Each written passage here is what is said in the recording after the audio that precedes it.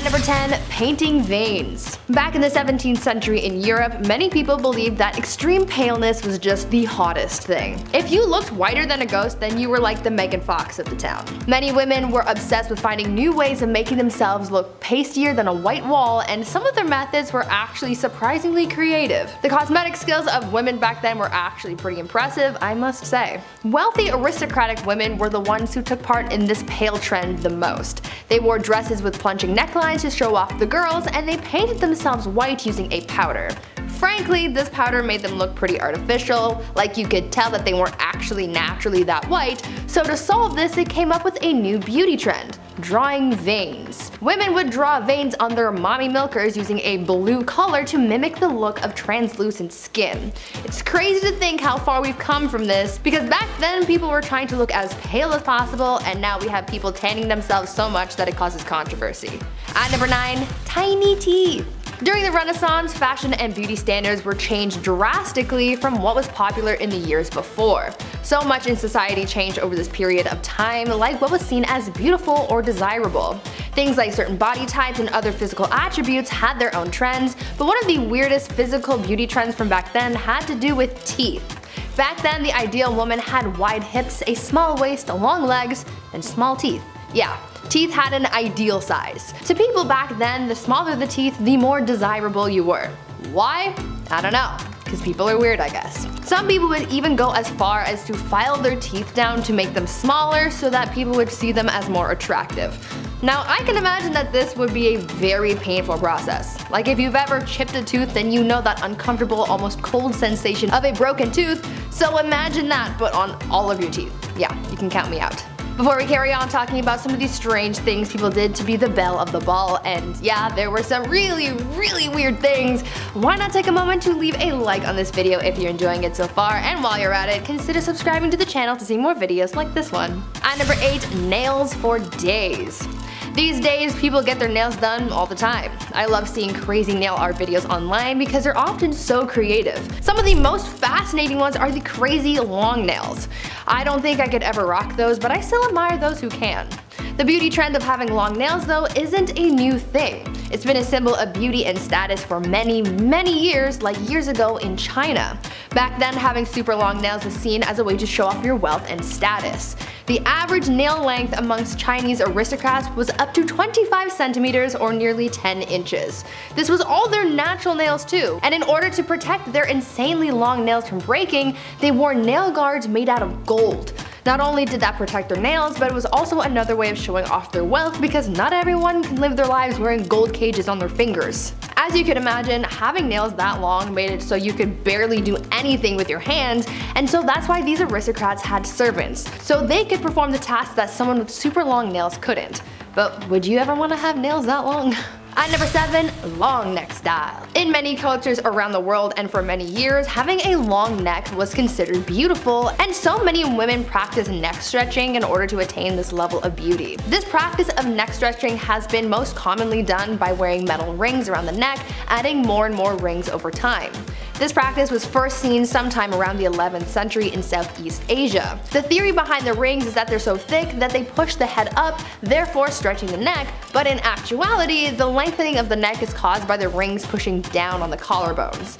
The origin of this practice is pretty much unknown, but it is theorized that it began as a way to make women look more attractive in order to prevent getting captured as slaves, but on the other hand, some people believe that this was a way of protecting people from getting attacked by tigers.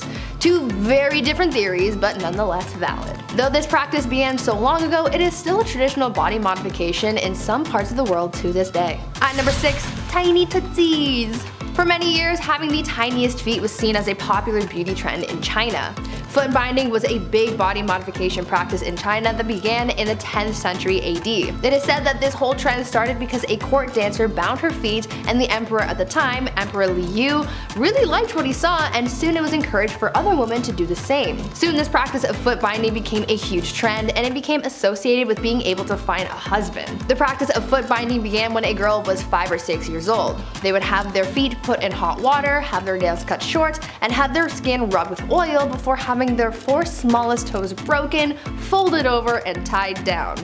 Then their feet would be bent in the middle to break the arch, and the girl would have to walk around like that over time, crushing the heel and sole of the foot. After about 2 years, the foot would be considered ready, and depending on the size of the girl's foot by the end, this would judge how easily she'd be able to be matched with a good husband. This practice continued all the way until the 20th century, where it started to lose popularity. At number 5, long skulls. One of the most bizarre beauty trends from ancient times, at least, was the process of head shaping. This unusual beauty trend caused people in modern times to think that aliens were real when remains were discovered with oddly shaped skulls. Some people believe that we had proven the existence of extraterrestrials, but in reality it led to the discovery of an entire practice of human body modification for the purpose of beauty. The process of head shaping involves putting some kind of pressure on a baby's head so that it grows into a different shape.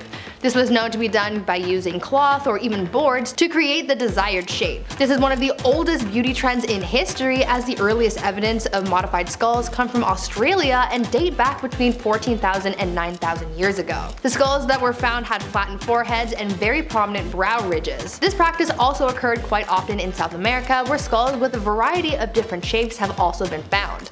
I'm kind of glad that we don't do this anymore, because I could not imagine going through life with a cone head. I wonder how it would feel to have a head shaped like that. My neck hurts just thinking about it. At number 4, 5 head. Let's go back to the Renaissance for a bit to talk about yet another one of their super strange beauty trends.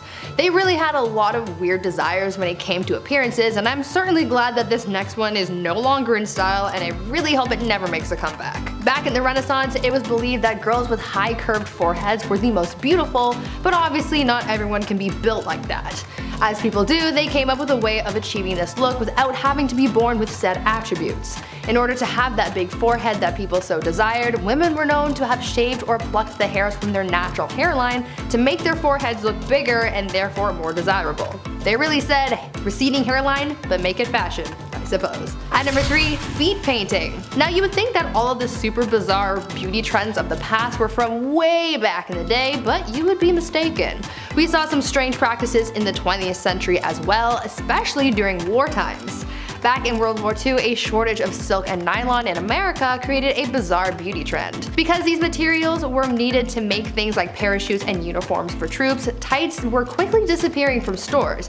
Because this was such a huge staple in women's fashion, they got creative and created a beauty trend where women would draw pantyhose arrows in their legs, dye them with different colors, and try and mimic the look of mesh tights to create an illusion close to wearing stockings. I feel like if this happened in today's time, I don't think I would be that desperate to do that, and you couldn't catch me drawing or dyeing my legs for this.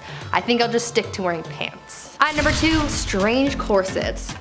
Corsets have been around for a long time. They've come in and out of style, and even right now, corsets seem to be making their way back into mainstream fashion, though maybe not as extreme as back in the day. In the 19th century, having an hourglass figure was seen as the ideal body type, and so in order for many women to achieve this look, they wore corsets to cinch their waists. However, the looks were pretty extreme. Some women tightened their corsets so tight that their waist could be wrapped with 2 hands. Like, imagine that.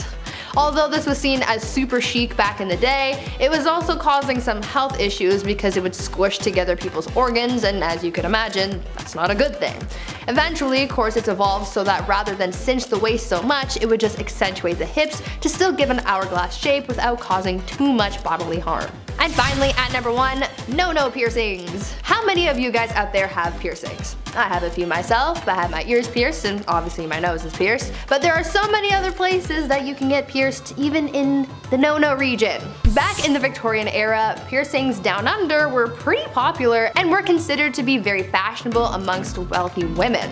Some women would have their nippies pierced and even chained together, and some men would even get their peepees some jewelry too. For women it was all about trends, but for men back then, many of them got their nether regions pierced supposedly to make wearing tight pants more comfortable. This piercing was called the Prince Albert, and it was given that name based on the legend that Prince Albert got his little prince pierced in order to hide the size of his junk underneath his clothes. Whether or not that's actually true is beyond me, but I would imagine that getting that piercing would be painful. Absolutely painful. But remember, in the wise words of Beyonce, pretty hurts. Oh boy, was she right. In 10th place, we have how to cure hair loss. So while technically this is a top 10 list, I might be cheating that a little bit today. When I was doing my research, I came across so many different ways throughout history of attempting to cure hair loss that I knew I just had to share them with y'all, so there was no way I was gonna limit myself. Let's start off with 50 BCE Rome. So Romans who experienced hair loss tended to rub myrrh into their scalps, which sounds simple enough until you learn that other Romans tried a more drastic remedy, which involved burning a donkey's genitals to ash, which was then mixed with the urine of the person losing their hair and applying that mixture to the head. Moving on to Egypt. Donkey hooves, dates, and dog paws would be ground together, mixed with oil, cooked, and rubbed on bald heads as an ancient remedy for hair growth. A medical script known as the Ebers Papyrus offers a different recipe for Egyptian hair loss, mixing fat from a hippopotamus, crocodile, male cat, snake, and ibex, which is then applied to the scalp. If that doesn't work, the follow-up solution is to boil porcupine hair and apply it to the bald areas for 4 days. Finally, in ancient Greece, if women were going bald, they sometimes used a hair mask consisting of a mix of feces, urine, and menstrual scarletness. Okay. Hippocrates endorsed a mix of pigeon droppings, opium, horseradish, beetroot, and spices as an ancient remedy for hair growth, while Aristotle recommended goat urine as a treatment instead. I'll pass on all fronts, thanks. In 9th place, we have separating lashes with a safety pin. This is probably the most modern trick on today's list, and it comes courtesy of film star Audrey Hepburn. She liked to darken, plump, and lengthen her lashes like the best of them, and she had one trick to ensure that her lashes looked naturally fanned out and clump-free, and it wasn't, some sort of magic mascara wand. After applying a layer of mascara, her makeup artist, Alberto De Rossi, would take a pin and meticulously separate every single lash. Just for a fun little reference, the upper eyelid alone has an average of roughly 70 to 150 lashes, making that undertaking quite the long and possibly, dangerous process. To prepare for the undertaking, it's recommended to curl your lashes first to make things easier. One must start at the base near the waterline and pull the pin through to the top, separating, each individual lash. So this defines each lash, as well as helps to distribute the dark mascara pigment more evenly. Once you complete the first eye, repeat on the next, and then proceed to your lower lid lashes if you'd like. I'll stick with an overall lash brush, thanks, and my reliable false lashes. That's good enough for me. As much as it hurts to yank out the occasional lash from lash glue or liquid latex, at least I'm not risking, stabbing my eye.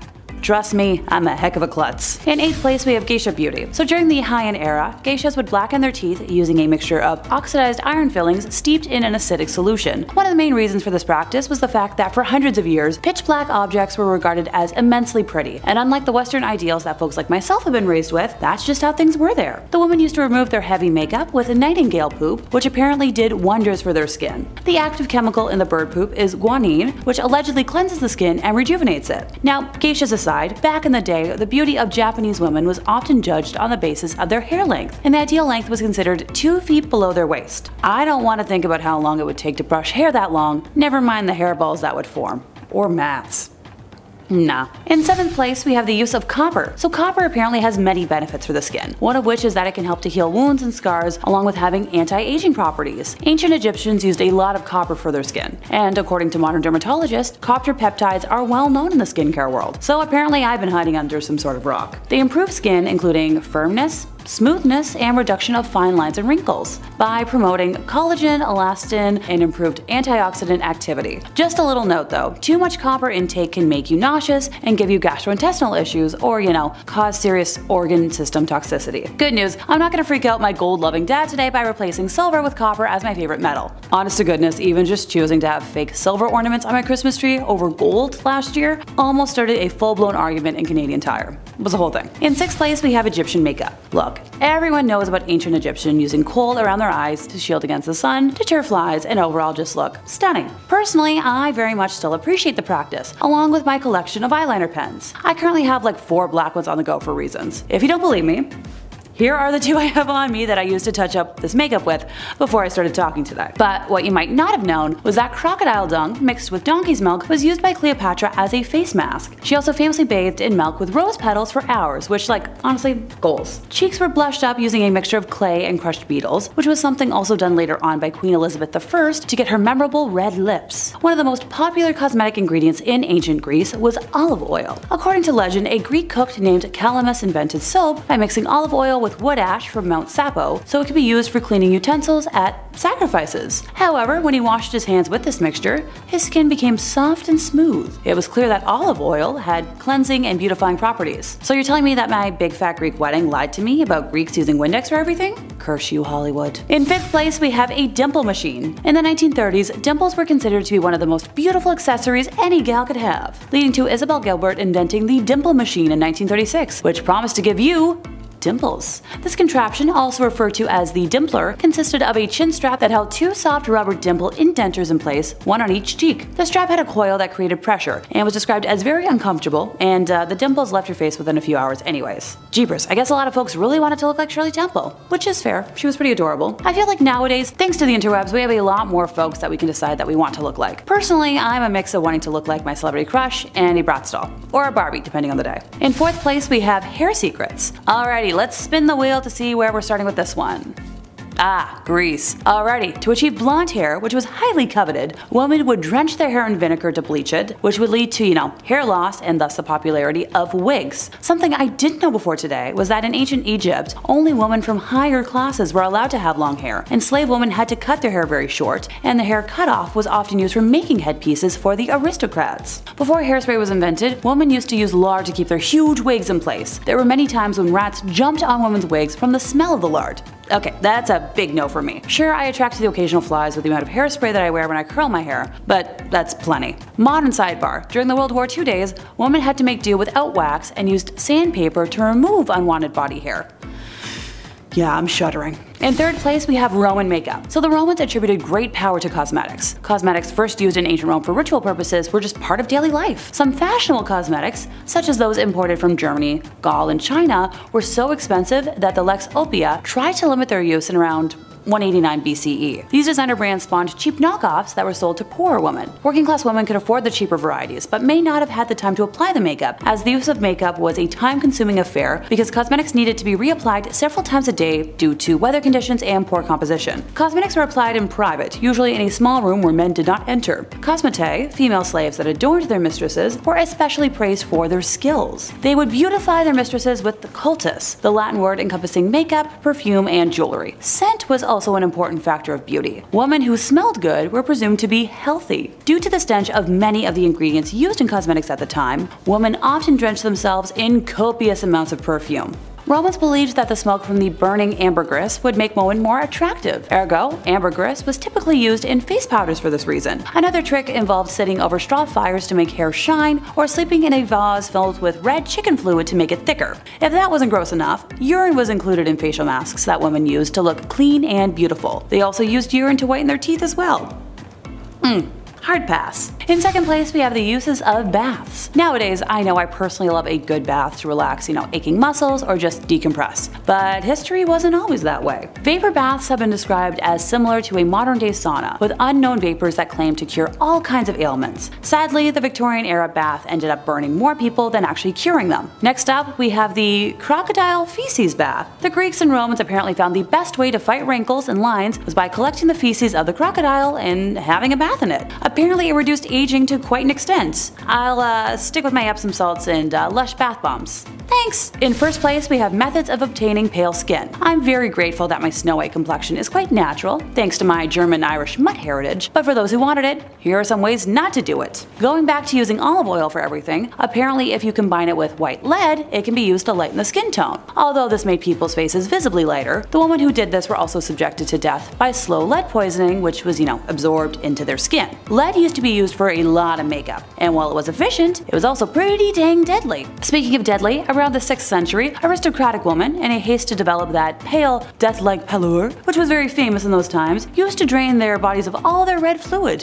one drop at a time. Well then, that explains why everyone was so weak and tired all the time. But geez, don't waste that elixir, make sure you're donating it to your friendly neighborhood vampires. A common way to remove freckles and tans, and achieve that flawless pale complexion, was by using lemon juice mixed with sugar and borax on the face in the 1890s. And once again, for that eternal facial glow and skin bleaching, more modern women would wear a face mask taped to their faces while they slept. I would never be able to sleep if I tried that. In less lethal practices, those geisha women I mentioned before used rice flour powder based paste as a foundation. Hey, now that's something I feel like I could try and not risk my health with. And that brings us to the end of our time once again. While I've definitely put some questionable stuff on my face in the name of fashion or, art, I don't think I've ever put anything like life-threatening on my skin. Just a lot of dirt and airbrush. Number 10, long neck.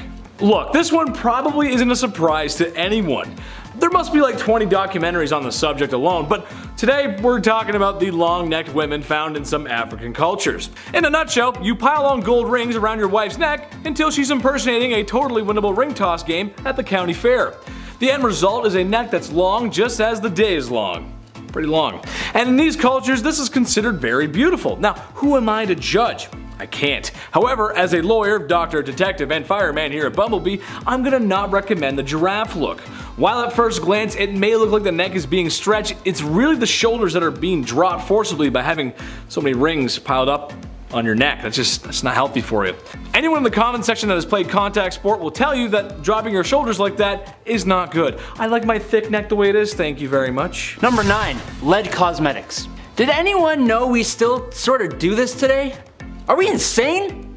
Lead has been used in makeup for an extremely long time. It was found in cosmetics back in classical antiquity, so that's as far back as the 8th century BC. In the 18th century though, women would mix lead with vinegar to make themselves look more and more pale, which was a beauty standard back in the day. Gotta love looking like you never see the sun. Now, while the white lead that was used wasn't easily absorbed through the skin, the mixture of white lead with other chemicals and ingredients to create makeup and other products did indeed cause lead poisoning.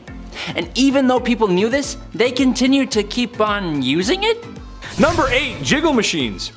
Oh, the great effort people will go to not make any effort. The self-exercisers or vibration machines were a popular fad back in the 1950s and 60s. The idea? Lose weight fast and easy with the help of modern science and machines.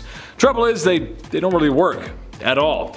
In a way, it's pretty similar to the snake oil men of the past. A common issue, a weird solution, and then a great marketing, well, that would make for a fad. Someone had to just make bank on it, I know they did. I mean, I get the appeal. I do. I wish I could be a 1950s housewife with a vibration machine, so I could be beach ready. But being a 1950s housewife means I'm so busy. But with a belt machine, it means I can keep my hands free, so I can reach for my favorite brand of menthol cigarettes and my third morning martini. Boy, I sure love this modern world. Wow. Number 7, ear scoops. When I think of all the things I use a scoop for, I think of ice cream and sugar for my tea. Well, now I'm going to be thinking about how people in the Viking era, all the way to the later post-Tudor times, used to scoop out their own earwax. Yes, an ear scoop was a tiny little brass or copper spoon with a twisted handle that went to a point. The spoon part was used for scooping, while the pointed end was used for pooping. No, I just wanted to say that. It was actually used for cleaning the fingernails of dirt. Thanks, ear scoops. Now I'm never going to look at a spoon the same way again. Number 6, hangover mask. Okay, picture this. It's 1946. WW2 is over. Life's getting back to normal. You live in a major city, so you decide to take a night on the town with your friends. Well, one too many Manhattans later, and, well, you're not even sure if you're still on the island of Manhattan.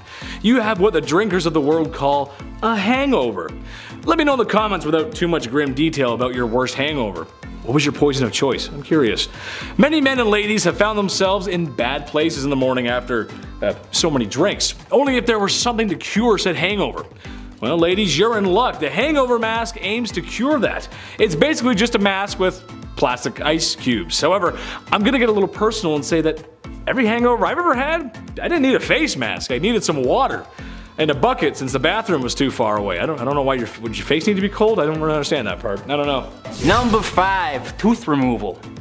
Here, I found this quote from a dentist in the medieval period who would travel from town to town. Take some newts, buy some cold lizards, and those nasty beetles which are found in fens during the summertime. Calcine them in an iron pot and make a powder thereof. Wet the forefinger of the right hand, insert it in the powder, and apply to the tooth frequently, refraining from spitting it off. When the tooth will fall away without pain, it is proven. Hey, if it is proven, who am I to say otherwise? Just some lowly YouTube host. If you weren't using your Newton beetle powder to remove your tooth, then it looks like you're going the much more old-fashioned tooth-pulling route. And that was much, much worse. They had rudimentary anesthetics that was possibly used then, but you had to worry about bleeding and infection. I think I'll stick with my beetle newt powder. Number 4, Rejuvenique Mask. I got another mask for you guys, I know, but I saw this and I just didn't know what to think, honestly. It's a mask that you wear, but it's plugged into a battery pack and it sends pulsations to your face. After, of course, you've applied the toning gel. What the heck is toning gel? I don't know. This is supposed to tone your face, apparently. Your jawline, or I just feel like plunging your face into a mask that's hooked up to a voltage, that's just a bad idea. Oh yeah, and also a bad idea is the mask itself. Look at this thing. I mean, that's a heinous looking mask right there. You can come home from school one day and your mom's gonna be sitting at the kitchen table looking up Michael Myers. Oh, that's not okay. Please don't do horror movie beauty stuff, ladies, please. No, I don't wanna be scared. I don't like scary stuff. Number 3, Spit Black. Back in the roaring 20s, they had mascara, just like we do now. But unlike the little tubes of stuff we have, they had a block or cake of the stuff. To get it to a state where they could actually apply it to their lashes, they would need to add water. And what's the quickest form of water? That's right, it's just spit.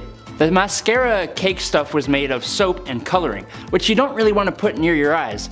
But then, knowing that people are using their spit to apply it, it's your own spit, so I guess if you're comfortable with that, you do you, pal, but makes me think of dudes using their saliva to like lick their eyebrows.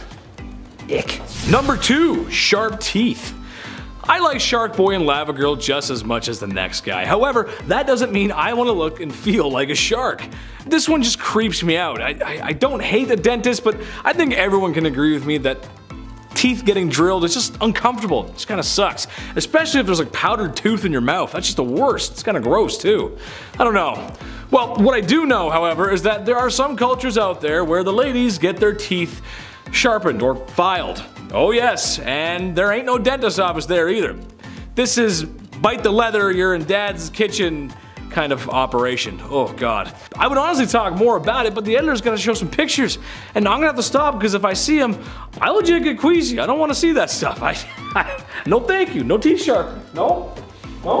Number 1, Mercury Laced Skin Cream. Secure Gorad's Oriental Cream and take your first step to a new lasting beauty. That's right, over time you too can develop dark rings around your eyes, lose some of those pearly whites, and get stunning black gums. That's because Gorad's Oriental Cream is made with calomel. What is calomel, I hear you ask? It's a mercury compound. Yeah, it doesn't sound so good anymore, does it? While the women of the 1920s who used this product maybe once or twice would be fine, those who used it over long periods of time subjected themselves to mercury poisoning. But hey, Gorad's cream came in white, flesh, and whatever the hell color Rachel is supposed to be.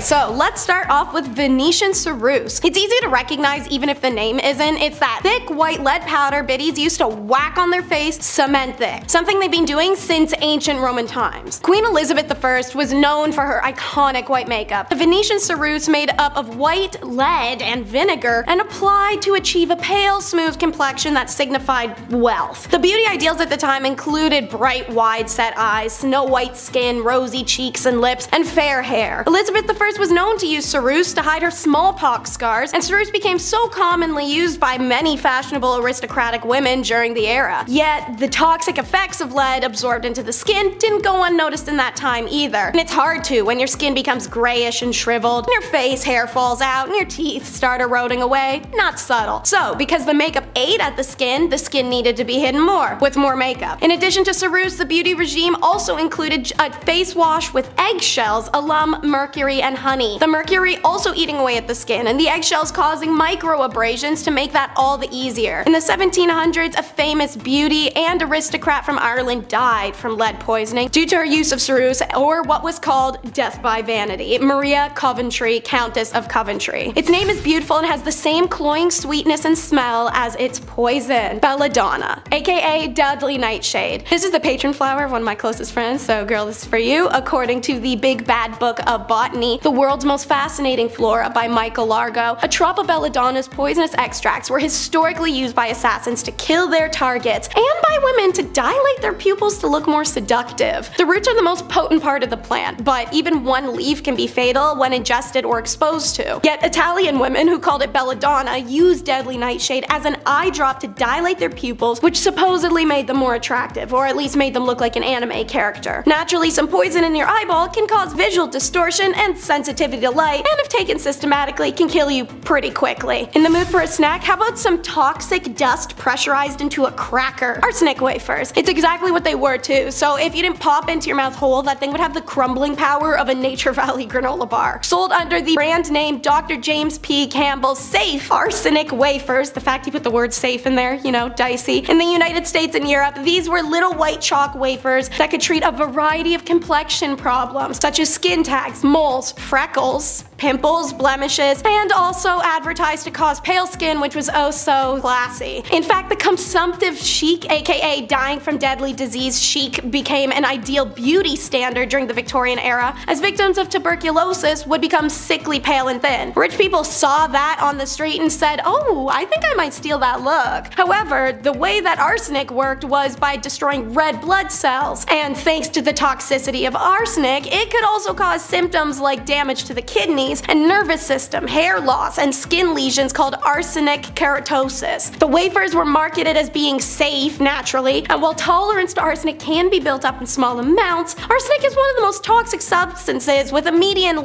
lethal dose of 13 milligrams per kilogram of body weight. To build an immunity would take scientific precision, not snacking on poison crackers you fish out of your purse. Does the sentence dysfunctional hair removing cream raise alarms in you? Because it does in me, and apparently the FDA. It's Cremlu. Advertised as perfectly safe and somehow permanent way to remove hair, this cream actually poisoned the user instead, like everything else on this list. And while women mostly applied it to the upper lip, the problem showed up literally everywhere on the body, according to historian Gwen Clay. Now, women lost their hair all over their bodies, as well as suffering paralysis and even damage to their eyes, she written. So, one of Cremlu's active ingredients was thallium acetate. Thallium was also used as rat poison and has since been banned in the US due to how toxic it is to even people and animals exposed accidentally. Cremlu didn't stay on the market, but it was no thanks to the FDA. The Journal of American Medical Association, which in 1932 described the product as a viciously dangerous depilatory, led to the diagnostic fight against Cremlu by publishing a series of articles about its effects. Women who suffered side effects of the popular product sued the company, forcing it into bankruptcy in 1932 after winning more than $2.5 million in damages. But the FDA, when consulted, could only refer to the JAMA's work, and Cremlu didn't qualify as a drug, and the agency didn't have power to regulate cosmetics yet at the time. Nothing like a beautifier that makes you into a terrifier. Gurad's Oriental Cream. Bonus points for that dicey name. Alright, so it's the 1920s, and there's a popular beauty cream called Rads, and it's been on the market for decades, regardless of the horror stories you'd hear endlessly about it from all your girls. It constantly caused mercury poisoning from the calomel compound in it, which was no picnic to go through. Then, party on, you would develop dark rings around your eyes and neck, get bluish black gums that were jiggly like jelly, and lose teeth before dying from organ failure. Though women could wear the cream once or twice without ill effects, over time that definitely changed, but as mentioned, it was one of the products that just stayed on the shelves. The cream was available for decades, but the FDA started to regulate cosmetics in 1938 thanks to the Roosevelts at the House of Horrors event. Calomel was no longer allowed, which means I'll never experience a magic of a mercury-filled makeup, or figure out what the color Rachel cream was supposed to be for this brand. Become skinny by inviting a parasitic man-eating worm into your body. It's the Tapeworm Diet. And since this is still around today despite being illegal, I want to take a moment and say your body is genuinely beautiful and there are thousands of other options before this choice. So the idea is simple and gross. You take a pill containing a tapeworm egg, and once attached, the parasite grows inside of the host, ingesting part of whatever the host eats. In theory, this enables the dieter to simultaneously lose weight and eat without worrying about calorie intake.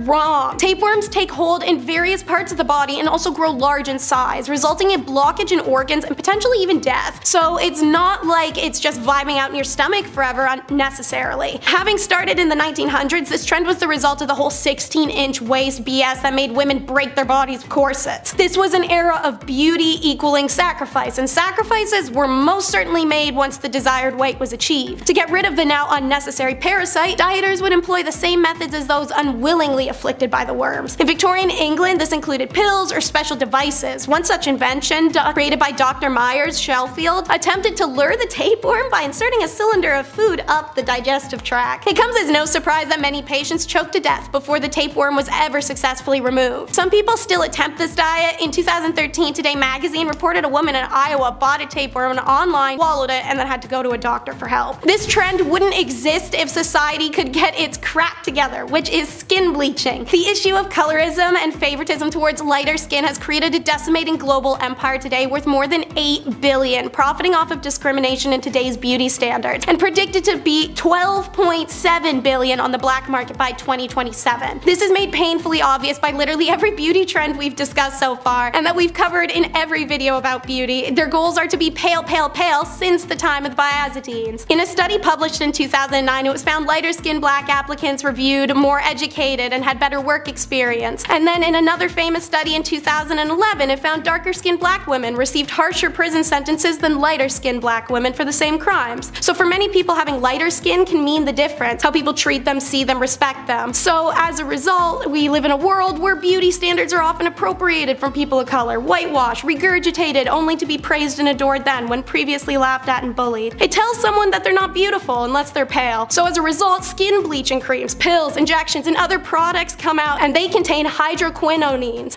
that work to reduce the amount of melanin in the skin by disrupting the melanin production. This can increase the risk of skin cancer, as melanin forms as a function to protect skin and eyes from UV rays. Chemical burns, infections, eczema, herpes, and other conditions also arrive. People have had skin blister off. And then the black market skin bleaches, which is the largest industry. Mercury is an active ingredient which can cause mercury poisoning, leading to damage to skin, liver, kidneys, and the nervous system. So this is a super deadly product. Prepare to be baffled by eyelash extensions. How could they ever be illegal or dangerous? I'm willing to guess that brains jump to glues, or maybe the lashes banned being made of something poisonous. Wrong and wrong. Be ready to yak, this one's rough. So tales of eyelash extensions in Britain seem to have been spawned by an 1882 news snippet by Henry LaBouche in The Truth, which is referred to as the popularity of this procedure amongst Parisian beauties. Here is some of the snippet for you from the Dundee Courier, July 6, 1899, that describes the procedure. Be ready to fast forward if you're the queasy type. So, if your eyes are unattractive, you may make them irresistible by transplanting hair. Sounds alright. There's specialists who make a handsome living out of the process of transplanting hair from the head to the eyebrows or the eyelash. Let me jump ahead to through the Shakespeare talk here. Okay. An ordinary fine needle is threaded with a long hair genuinely taken from the head of the person being operated on. The lower border of the eyelid is then thoroughly cleaned, and in order for the process to be as painless as possible, rubbed with a solution of cocoa, not the hot chocolate one, the white one. The operator then, by a few skillful touches, runs his needle through the extreme edges of the eyelid, in and out along the edge of the eye, leaving hair threads in loops of carefully graduated length. Most of the hairs have been transplanted, take root and grow, but a few fall out. I've hated every second of that, so let's just move on. Yeah, psych guys, I'm gonna actually talk about more eye getting poked. So this is Lasher, a new and improved lash dye that would stop you from putting mascara on every day. Take my money. First manufactured in 1933, it was a beauty salon exclusive and bragged of it leaving you with a radiant personality. The first adverse after effect was reported literally July that year. Severe dermatitis of the eyelids surrounding the skin and edema that almost began immediately after dyeing the eyelashes with the Lasher product. Complete relief only occurred after they removed all her eyelashes. 4 months later, 4 new cases of adverse side effects with Lasher that included vesicular eruption and marked edema, as well as choroidea. Okay, never mind, big words you guys. Their eyes were essentially bubbling and melting. Takes a year for the first fatality, a 52-year-old woman who made the mistake of plucking her eyebrows before dyeing them. Within hours, her eyes swelled shut, then her fever went to 104, and after 8 days of agony and eyeball ulcers and decay, she died. Not only was there a rash, yes pun intended, of side effects from Lasher in 1933,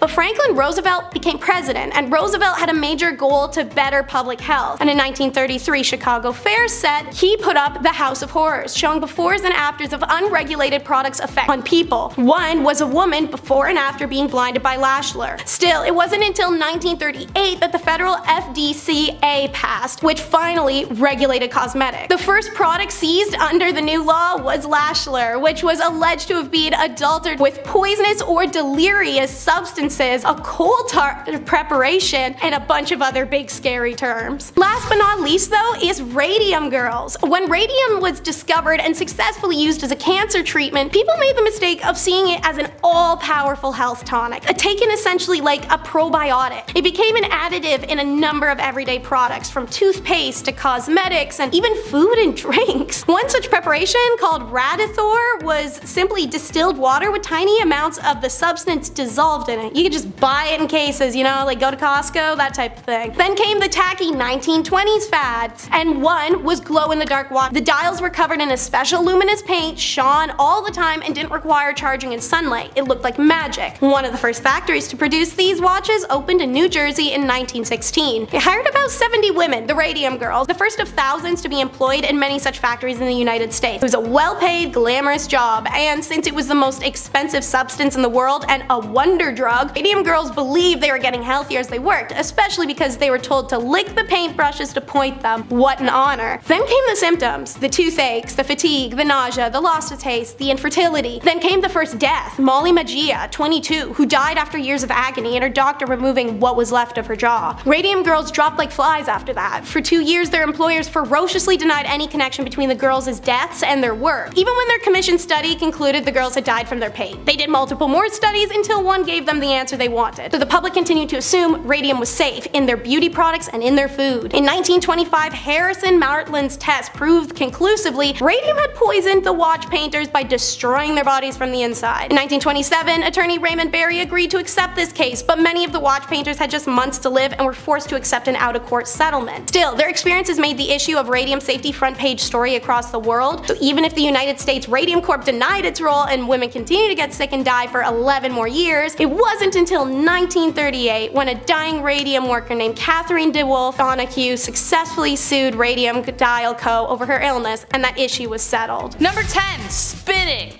2 words. Chewing tobacco. I am not the only one, I know it, who made this face while watching Western movies and some grimy guy just like spits into a bucket like pooh, some like brownie green slime. In saloons in the old Wild West, spitting became so common that it had to be outlawed at one point. Men would spit tobacco onto the floor with spittoons and cuspidors lined the bar. Most of the time, they missed. The job of cleaning them often fell to junior shop assistants, which was a worse job than cleaning a fast food chain bathroom. They essentially became little cesspools of disease, and people got really worried eventually because, no duh, they're spitting all their stuff everywhere. Following the devastating flu epidemic of 1918, plus the constant fear of TB, anti-spitting campaigns were undertaken and it was outlawed. Number 9. Shine bright like a diamond. If somebody told you that your face was glowing back in the late 30s, that would be the highest of all compliments. You'd be like, oh my god, thank you. I am not a vampire, but thank you. Thoradia was a beauty product company that made radioactive creams, radioactive powders, radioactive lipsticks, anything to get your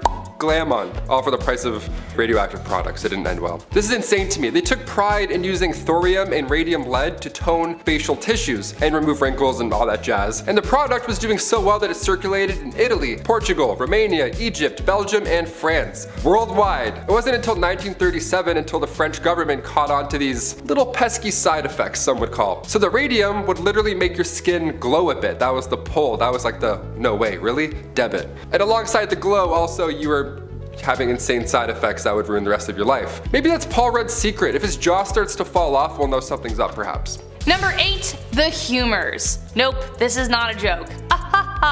Though it sounds like it. Ever heard the phrase to be in good humor? Well, it goes back to this. I mean, probably. I actually don't know, but it sounds like the two are connected. The 4 humors were the basis of medical treatment in medieval times. The idea was introduced by Hippocrates all the way back in ancient Greece, which combined ancient science, naturalistic knowledge, and philosophy. The 4 humors were blood, yellow bile, black bile, and phlegm. They were organized to represent the 4 elements, the 4 qualities of cold, hot, moist, and dry, as well as the 4 seasons and planets. If something was wrong with you, then it was because one of the humors was out of whack. If you were depressed, something was wrong with your black bile, for instance. Do I know what black bile is? No, I don't want to ever know. Are you too hot? Well, bloodletting will be the solution for that. The factors controlling your humoral makeup involved sex, age, temperament, and many more. Bloodletting was the most popular way of balancing the humors, and it was assumed to have a relationship with most diseases, from smallpox to pseudoscientific hysteria. What, you horny? Let's bloodlet ya.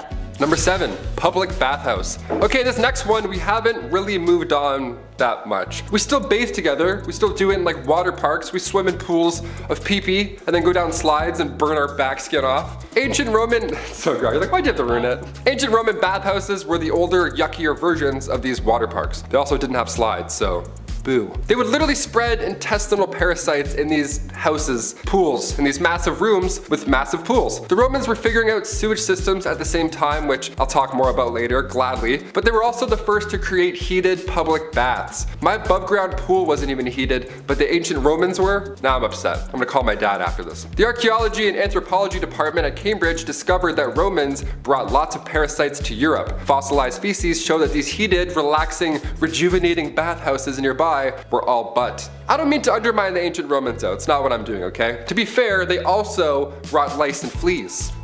Number 6, no hand washing.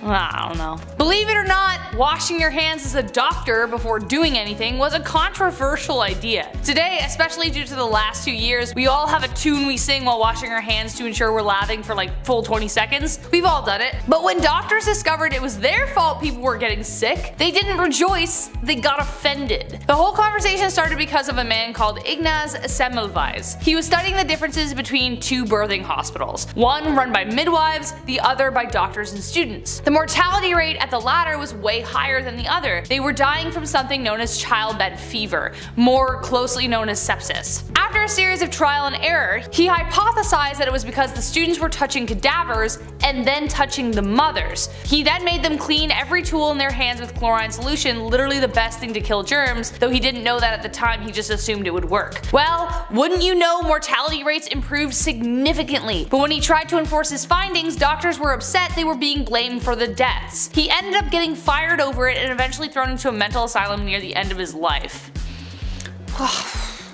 Considering what we know now, that's rough. Number 5. Dark dental days. Dental health is important. We have the charcoal toothpaste trend that I myself even hopped onto recently, but why are we even doing it? Do we know, other than it's on TikTok? Well, it helps remove stains, but aside from that, there's no hard evidence that this is the next best brushing method. We do it because it's popular. It feels like we're missing out on something. Well, Queen Elizabeth I apparently had a pretty strong desire for a Mars bar too, but back in the day, they didn't have TikTok, brushing wasn't cool, nor was it perfected in any sense. The Queen's teeth became riddled with cavities. Her teeth straight up began to rot, and subsequently turned black. But seeing as she's the literal queen, people wanted to be just like her in any way. She started a short-lived trend where women blacken their teeth on purpose just so they would appear rich enough to afford sugar. That's wild. That's like me walking around in a neck brace being like, oh yeah, I crashed my Lamborghini. I totally have one of those. Number 4, arsenic. I think they were confusing this chemical with Accutane, which is a chemical we use today to treat acne, but for a while, arsenic wafers were used.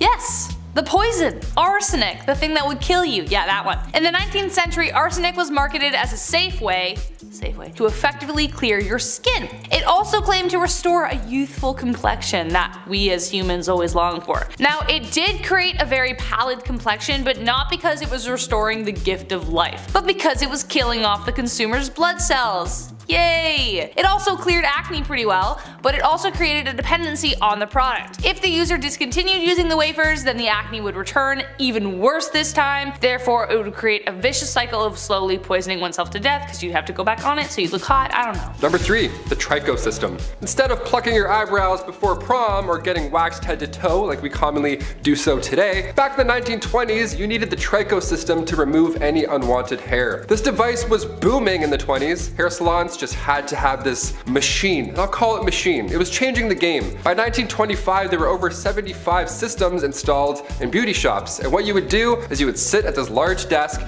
face a tiny small window, and for a few minutes, you would just be beautiful. Just 20 simple treatments of this radiation beaming off your face, and then bam, you're beautiful. What's the trick, you ask?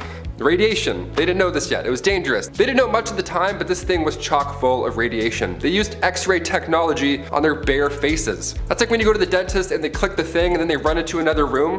This one, they're like, just right there. No sheet, no metal, heavy thing, just face to face. Now I'm hot. So in 1929, tricho problems were on the rise. Ulcers, carcinoma, keratosis, death, just everything bad. This was not the solution you wanted, but you know what? At least you were hot. Sorry, gents, this isn't for you. Number 2, moss. Okay, I'm not the only one who has asked this question in their minds. Periods. How in the heck did we deal with them without pads, tampons, Diva cups, and Midol? I don't know. How? Well, it doesn't look good, folks. It took a lot of trial and error to get us where we are now. The first disposable pads only came onto the market in 1888. Like, what? Even earlier prototypes of menstrual cups were made out of aluminum or hard rubber. But you may be surprised to learn that moss was a common resource. Yeah, the thing you see on rocks and trees. Cloth and cotton weren't enough, so they resorted to using moss to help absorb ant flow when she came by. It could have been grabbed from anywhere. Although we know that moss isn't the most hygienic of materials, as it could be grabbed from anywhere, as I just previously stated, a rock, a tree, who knows. Physicians believed it had antiseptic properties. They even used it on the battlefield to stem the flow of blood. Menstruation at the time was considered a sign of witchcraft, even though it happened every month. Poisonous and dangerous at the time. Okay, I know desperate times call for desperate measures, but like, they reused it. They didn't throw it out after. Ugh. Ugh. And finally, number 1. Roman toilets. When I go to the washroom, number 2, whatever, that's my time. I'll straight up hold it for like 3 business days until I get home. It's called a bowel movement for a reason. It's a movement, it's an event. I need isolation, quietness. These poor Romans, I mean, thank you for inventing the toilet and all, that's really great and dandy, but I feel very bad for the first group of individuals that had to use these stone benches. The early OG toilets. God, that looks so cold. Also, I guess stalls, like walls, they weren't invented until much later. Couldn't have thrown up some Bristol board, Euphelius? I don't want to be shoulder to shoulder with a guy who accidentally gulped some public spa water hours prior. And don't even worry about wiping also, because that wasn't invented until much later. You just do the old scrape, do the old stone cold scrape off the bench and then call it a day. Give this video a Roman thumbs down if you're glad for toilets. That means thumbs up. Kicking off the list at number 10, medieval manicures. You can clip your toenails anywhere you want these days. An alarming amount of people do it on airplanes, apparently. Yuck. But how did we clip those little piggies back in the day? Before modern fingernail clippers were patented in 1875, we have to look to the ancient Romans and how they got rid of those hangnails. Biting them off, of course, that was the best way. That bad habit I'm sure half of you have, as well as me. That was the best way. Boink. Eating the nails, bad stuff. In 35 BC, biting nails was written as a way of dealing with nervousness. Even back then, anxiety it was a thing, of course. Ancient Greeks had a tool that looked a lot like toenail clippers, but it was actually used for pulling hairs. I'll get into that one a little bit later, it's a bit more intense. Medieval methods for cutting your nails were usually to use a small knife, so around the Babylonian age, the newly invented scissors would just do the trick as well. You just gotta have really good aim. They're big, rusty, giant, comedically big scissors almost. Sandpaper was also commonly used as well, and to that I say great idea. We still use that today. Number 9, hot pokers. Okay, I absolutely hate this so much. It makes me cringe, and it will probably do the same to you. No wonder people are actually afraid of going to the doctors. Their ancestors had good reason to be. It was pretty much comparable to going to a torture clinic. Yeah. Though I have to say there was some sense behind this one. If you were to receive an injury where the loss of blood could be fatal, cauterizing the wound was a good way to stop it. But it would definitely suck. They would heat up a hot poker and apply it directly to the wound without the luxury of any painkillers. Obviously, this would be extremely painful. Would I rather bleed out? Or have this done? I honestly don't know. However, it would probably result in infection if not treated properly, especially considering that they didn't wash their damn hands, as we found out in the previous video. But they wouldn't just use hot pokers for blood wounds, they would also use them to burn off hemorrhoids and STDs and, I don't know, hopes and dreams. It was a bad time. Number 8, clamshell hair removal. Whew, here we go. Nowadays you can laser off any unwanted hair. Waxing as well, sounds like an absolute nightmare, but compared to how it used to be done, it's still our best method today. Looking back to around 100,000 years ago, long before Gillette had their 9-blade razors with cooling gels and all that good shit, we had to use seashells. Literal Seashells. And when I say seashells, I don't mean they would glide across the skin and, you know, Sweeney Todd themselves. No, they would use 2 shells and then put them together as tweezers and pluck the hairs out one by one. Seashells. Can you hear that? It's the sound of our ancestors plucking their eyebrows. They're still screaming. Sharpened clamshells were used later in the 19th century, and we realized if they're flat enough, we can swipe them off. So they were sharpening shells. Eventually they got to the gliding technique. Saves time, but still it was horrible. And if that sounds bad, 30,000 years ago, we used flint blades to shave. Yeah, just remember, when you nick yourself, it can always be better. Number 7, mouse skins. It honestly seems like we really can't get our eyebrows right. In the early 2000s, they were plucked within an inch of their life. Today we have brow pencils, waxing, soap brows, which I really don't understand. Back in Elizabethan times, they were plucked entirely off of the face to make foreheads look bigger. And now there's this trend. Eventually, bountiful eyebrows came back into fashion, and for those women who weren't blessed with such brows, resorted to mouse traps. That's right, in order to get that luscious furry frame above their eyes, they would catch mice, skin them, and apply them to their eyes. Yay! In the 17th and 18th century, more specifically, women of nobility were known for shaving off their eyebrows entirely and stick on the mouse skin. It was better if the mice had really dark fur because the popular look of the time was pale skin and black eyebrows. Gee, I wonder where Snow White came from. But even more hilariously, they would place their brows higher than normal so they walked around looking surprised all the time. Imagine one of them receiving the worst news possible while simultaneously looking like they just won the lottery. Also, the glue wasn't very good, so they would fall off at leisure. Your mom died. Oh no! Like what the heck? Number 6, horsehair dental floss. Yeehaw! Okay, despite how annoying dentists can be sometimes, flossing is vital when it comes to mouth cleanliness. But using horses' hairs to do so, that just sounds counterproductive, no? Early human remains were studied and it showed these grooves in between their teeth. So they would sharpen these little sticks on both sides or use horsehair to get those hard to reach places. Even back then, way in ancient times. If it wasn't horsehair, it was thin, long twigs. Honestly, I'd rather use the twigs. At least that has like a scent of some sort. I don't know, like mint, minto green, something like that. Horse back? No. It really wasn't until 1815 until a New Orleans dentist named Levi Spear started to use silk thread to floss in between the teeth instead of hair. Thank you, Levi. As fun as horsehair flossing sounds, I'm gonna stick to the spearmint. Spearmint. Levi Spear. Wait a minute. Number 5. Crocodile done the deed. Again, I'm saying this again. Who had the gall? Who had the damn audacity to look at a steaming pile of digested animal excrement and go, you know, that will work for insert problem here. Once again, I put the question, how the heck did we survive? But nevertheless, we are here once again to bring to you yet another animal poop cure-all, and this time it was for contraception. Yes, in ancient Egypt, women would use crocodile dung as a contraceptive. Yay! Now, crocodiles were worshipped and sacred to the ancient Egyptians, so that could be one reason why they thought it would help. They would mix it with sour milk, to make it a pasty kind of poop dough with a hope that would create an acidic barrier to sperm. Kind of like a dungy version of a diaphragm or a cap used today, but covered in spermicide. We had to start somewhere, but I honestly can't think of a better way to kill the mood. Hold on, honey. Gotta shove some poop out there. Number 4, sulfur for freckles. Ooh, this next one gets me hot. This next one hits too close to home. Sorry, frecklers. I love my freckles. Every summer they pop harder and harder. Better, faster, and stronger. I love them. But back in the day, there were some pretty insane methods to get rid of them. I know, get rid of them. How could you, right? How dare you? Having freckles in ancient Roman days meant you couldn't participate in your favorite magical rituals. Yeah, sorry Balthazar, I'll catch the next meeting I guess. I'm gonna go wash up. Having freckles meant you were impure or polluted. And in ancient Greece, having a beauty mark or 1,000 on your face or cheek meant a bright future was in store for you. So depends really where I am. That I'm like, huh? Medieval Europe, moles or freckles meant that you were for sure a witch. Great.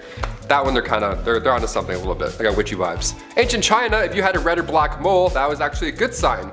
But a brown mole, like this one, meant grave warning signs.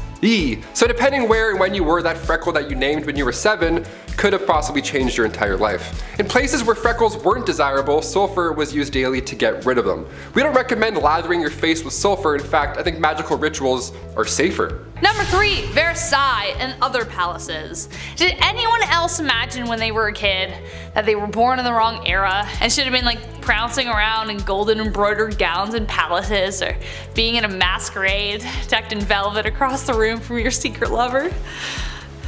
Some more than most. Except there is a lot missing from that fantasy, specifically the smell. You'd think a place like Versailles with like halls of mirrors and lots of gold everywhere would be like the cleanest place to live in the 18th century, but the reality was stomach churning. Remember that red velvet dress? Well, that hadn't been washed in God knows how long, and you were stuffed in a room with people wearing the same thing, and everywhere was a toilet.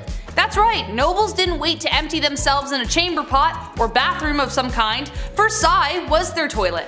They would relieve themselves in empty fire pits, imagine if it was occupied, in the stairwell, behind doors, wherever they felt. Sounds too ridiculous to be true? Well, take this 1675 report of the Louvre Palace in Paris, and I quote, "On the grand staircases, behind the doors, and almost everywhere one sees, there are massive excrement. One smells 1,000 unbearable stenches caused by calls of nature, which everyone goes to do there every day." Unquote. Things got so bad in other palaces, Henry VIII even had to decree that cooks in the royal kitchen were forbidden to work naked. Why were they working naked? I don't know.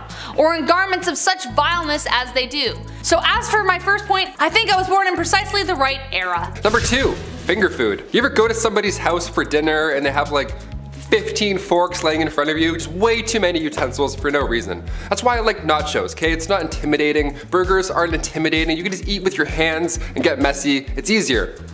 It's way more fun as well just to dive in and make an absolute mess. Like medieval times, for example, they had cutlery, but you had to be somebody fancy to have it. Most of the population, being poor and all, had to eat with their hands. Chopsticks were first used during the Shang dynasty. The oldest chopsticks ever found went as far back as 3000 BC. But come 400 AD, China's population spiked, resulting in a lack of resources for food. These stirring sticks now got a lot smaller to fit for their smaller portions, and that was the start of chopsticks. Fun fact. Come the 16th century, the rich and fancy carried their own set of forks with them to their royal dinner. King Charles V of France had a vault with a few forks in it. He's like, hey, check this one out. Bing. That's how rare that kind of metalwork was back in medieval times. I bring plastic forks to work. Does that count for something? I have like 2 in my backpack, maybe 3. Number 1, and last but not least, a gong farmer. Adding to that fantasy I spoke about earlier, living in a castle with a glistening, sparkling moat. What moat could you want? Well, I'm sorry to say that moats often doubled as toilets. Very often when castles were built, the toilets would be built high up in the castle, hanging over the moat so that it would just drop right in there. But another way they would deal with their droppings was to build a toiletry over a cesspit, kind of like an outhouse, or kind of exactly like an outhouse. Except at one point the cesspit would fill up. Enter the hero of the hour. Today we have people with machines who do it. Somebody actually had to go in there and do it himself with their bare hands. Friends, remove your hats in honor of the gong farmer. Their job was to get on in there, shovel it out by hand, and ferry it to a spot where they could bury it. It was a dangerous job for a multitude of reasons, the top ones including the pits were often riddled with disease, and they were often quite deep. So as a result, they were paid very well for the time to sweeten the fact that no one would go near them, so they would be forever alone. But even then, lives were lost. One man by the name of Richard the Raker fell into one and drowned. What a way to go. Kicking off the list at number 10, hot topics. Over in Finland, they're changing the game. The sauna over there is considered a national institution. It's a large part of both Finnish and Estonian cultures. These saunas are commonly found surrounding Finland's lakes, corporate headquarters, and, oh yeah, of course, the Parliament House. Saturday in Finland is traditional sauna day. It's not Saturday for the boys, it's just Saturday and we're gonna breathe in each other's mouths for a bit. I can't even fit into a bathtub. I look like an octopus trying to escape a jar. It's not relaxing, it's not a good Saturday at all. I want to move to Finland. When government leaders can't agree on an issue, they take it to the sauna. How amazing does that sound? In the middle of passing a bill, dudes will just pause and then go hit the sauna. We need this over here. Finns described the sauna as a secret weapon behind their diplomatic advances. Director of the Finnish Employers Confederation described the ritual, saying that it's easier to discuss problems openly. It's like when we're doing a presentation in class, they always say to imagine everybody naked. Well, this was just that scenario played out in real life. Take away the briefcase and tie, you're just a naked dude sitting on a bench talking about inflation. Kind of an odd picture when you think of it. Number 9. The outhouse. One thing I am glad I don't have to deal with anymore is outhouses. Not that I ever did, it's just something I don't want to do. I called the chief again last night and he said it wasn't it again. Outhouses have been around for a long time. Technically just a hole in the ground where the business is done. It wasn't until later a small wood shack was built around said hole, and then it became an outhouse. Because the design of the outhouse is quite simple, there is a few design flaws that really just don't make any sense. Okay, yeah, it had to be built away from the house, as it is a pit full of refuse that exit a human being, but it's also built away from your house, so if you gotta go bad, I mean, you gotta go bad. You might not make it. This also is not so fun if you live in a place where it's cold, and you have to dress just to take a leak. But really what is the craziest thing is that after a certain time, that hole is going to fill up with an unholy godliness I wouldn't wish on my worst enemy. And now you gotta move it somewhere else. I know they wouldn't fill up that fast, but after a few years living in the same place, there'd be a few holes everywhere, and that's just not good decoration, is it? Not to mention, if you were living in the time of the expanding West, an unseen rattlesnake or scorpion could make the potty time your last. I'll just stay indoors, thanks. Number 8. There's not a Visine for that. Does anybody else sneeze when they look at the sun, or is that just me? Do I have issues? I have a handful of allergies, and one of them apparently is a star. That's neat. My eyes are literally always dry. I think I forget to blink. I'm not really sure what's going on, but today there's a Visine, luckily, for everything. Eye drops are common, but written in the oldest book of medicine, the Ebers Papyrus, chock full of ancient Egyptian medical recipes, it contained old optical treatment. Even in Egyptian artwork, you can find ancient cataract treatments. British archaeologist Austin Henry Layard found these clay tablets from ancient Babylonia around 625 BC, and treatment for dry eyes was a little different than today. Today all you have to do is and you're good. Back then you had to get chemicals from plants and then mix them with prayers.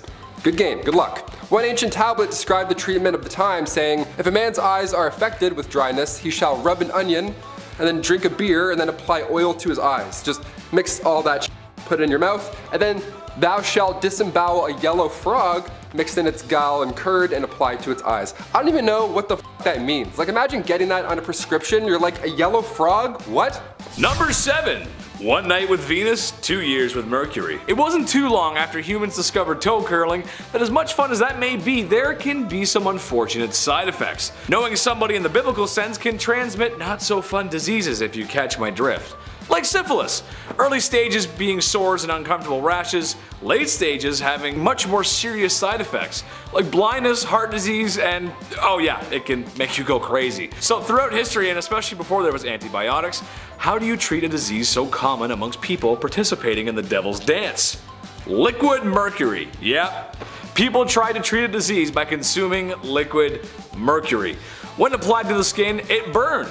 Therefore, if it hurts, it works. It was noted that syphilis would go away after mercury treatments, but this could have just been a stage of the bedroom rodeo disease, as its symptoms disappear right before things get bad. This is also assuming that people taking mercury aren't getting sick of mercury poisoning in the first place. This practice continued way longer than it should have, as it wasn't until discoveries made in the 1900s that a better option for treating the brothel-related illness. Honestly, with this kind of logic, anything's possible. Sky's the limit when you're crazy. Number 6. The Great Stink of 1858. It's one thing living through a pandemic, but at least we're not living through something called the Great Stink. Yeah, the Great Stink of 1858. Who was responsible for this? What did you eat? What happened?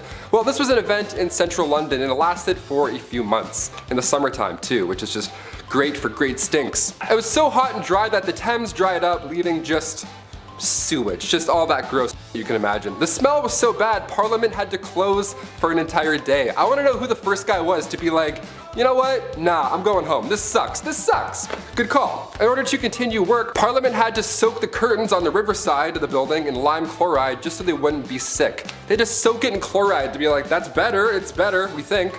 They were on the verge of moving their entire operation to Oxford, that's how bad it was. Members of the committee were quitting their jobs. While this sounds all bad, hundreds of tons of limes were being discharged into sewers to help the smell. So if you had a stuffy nose in July 1858, you could have made 1,500 pounds a week just messing around with limes.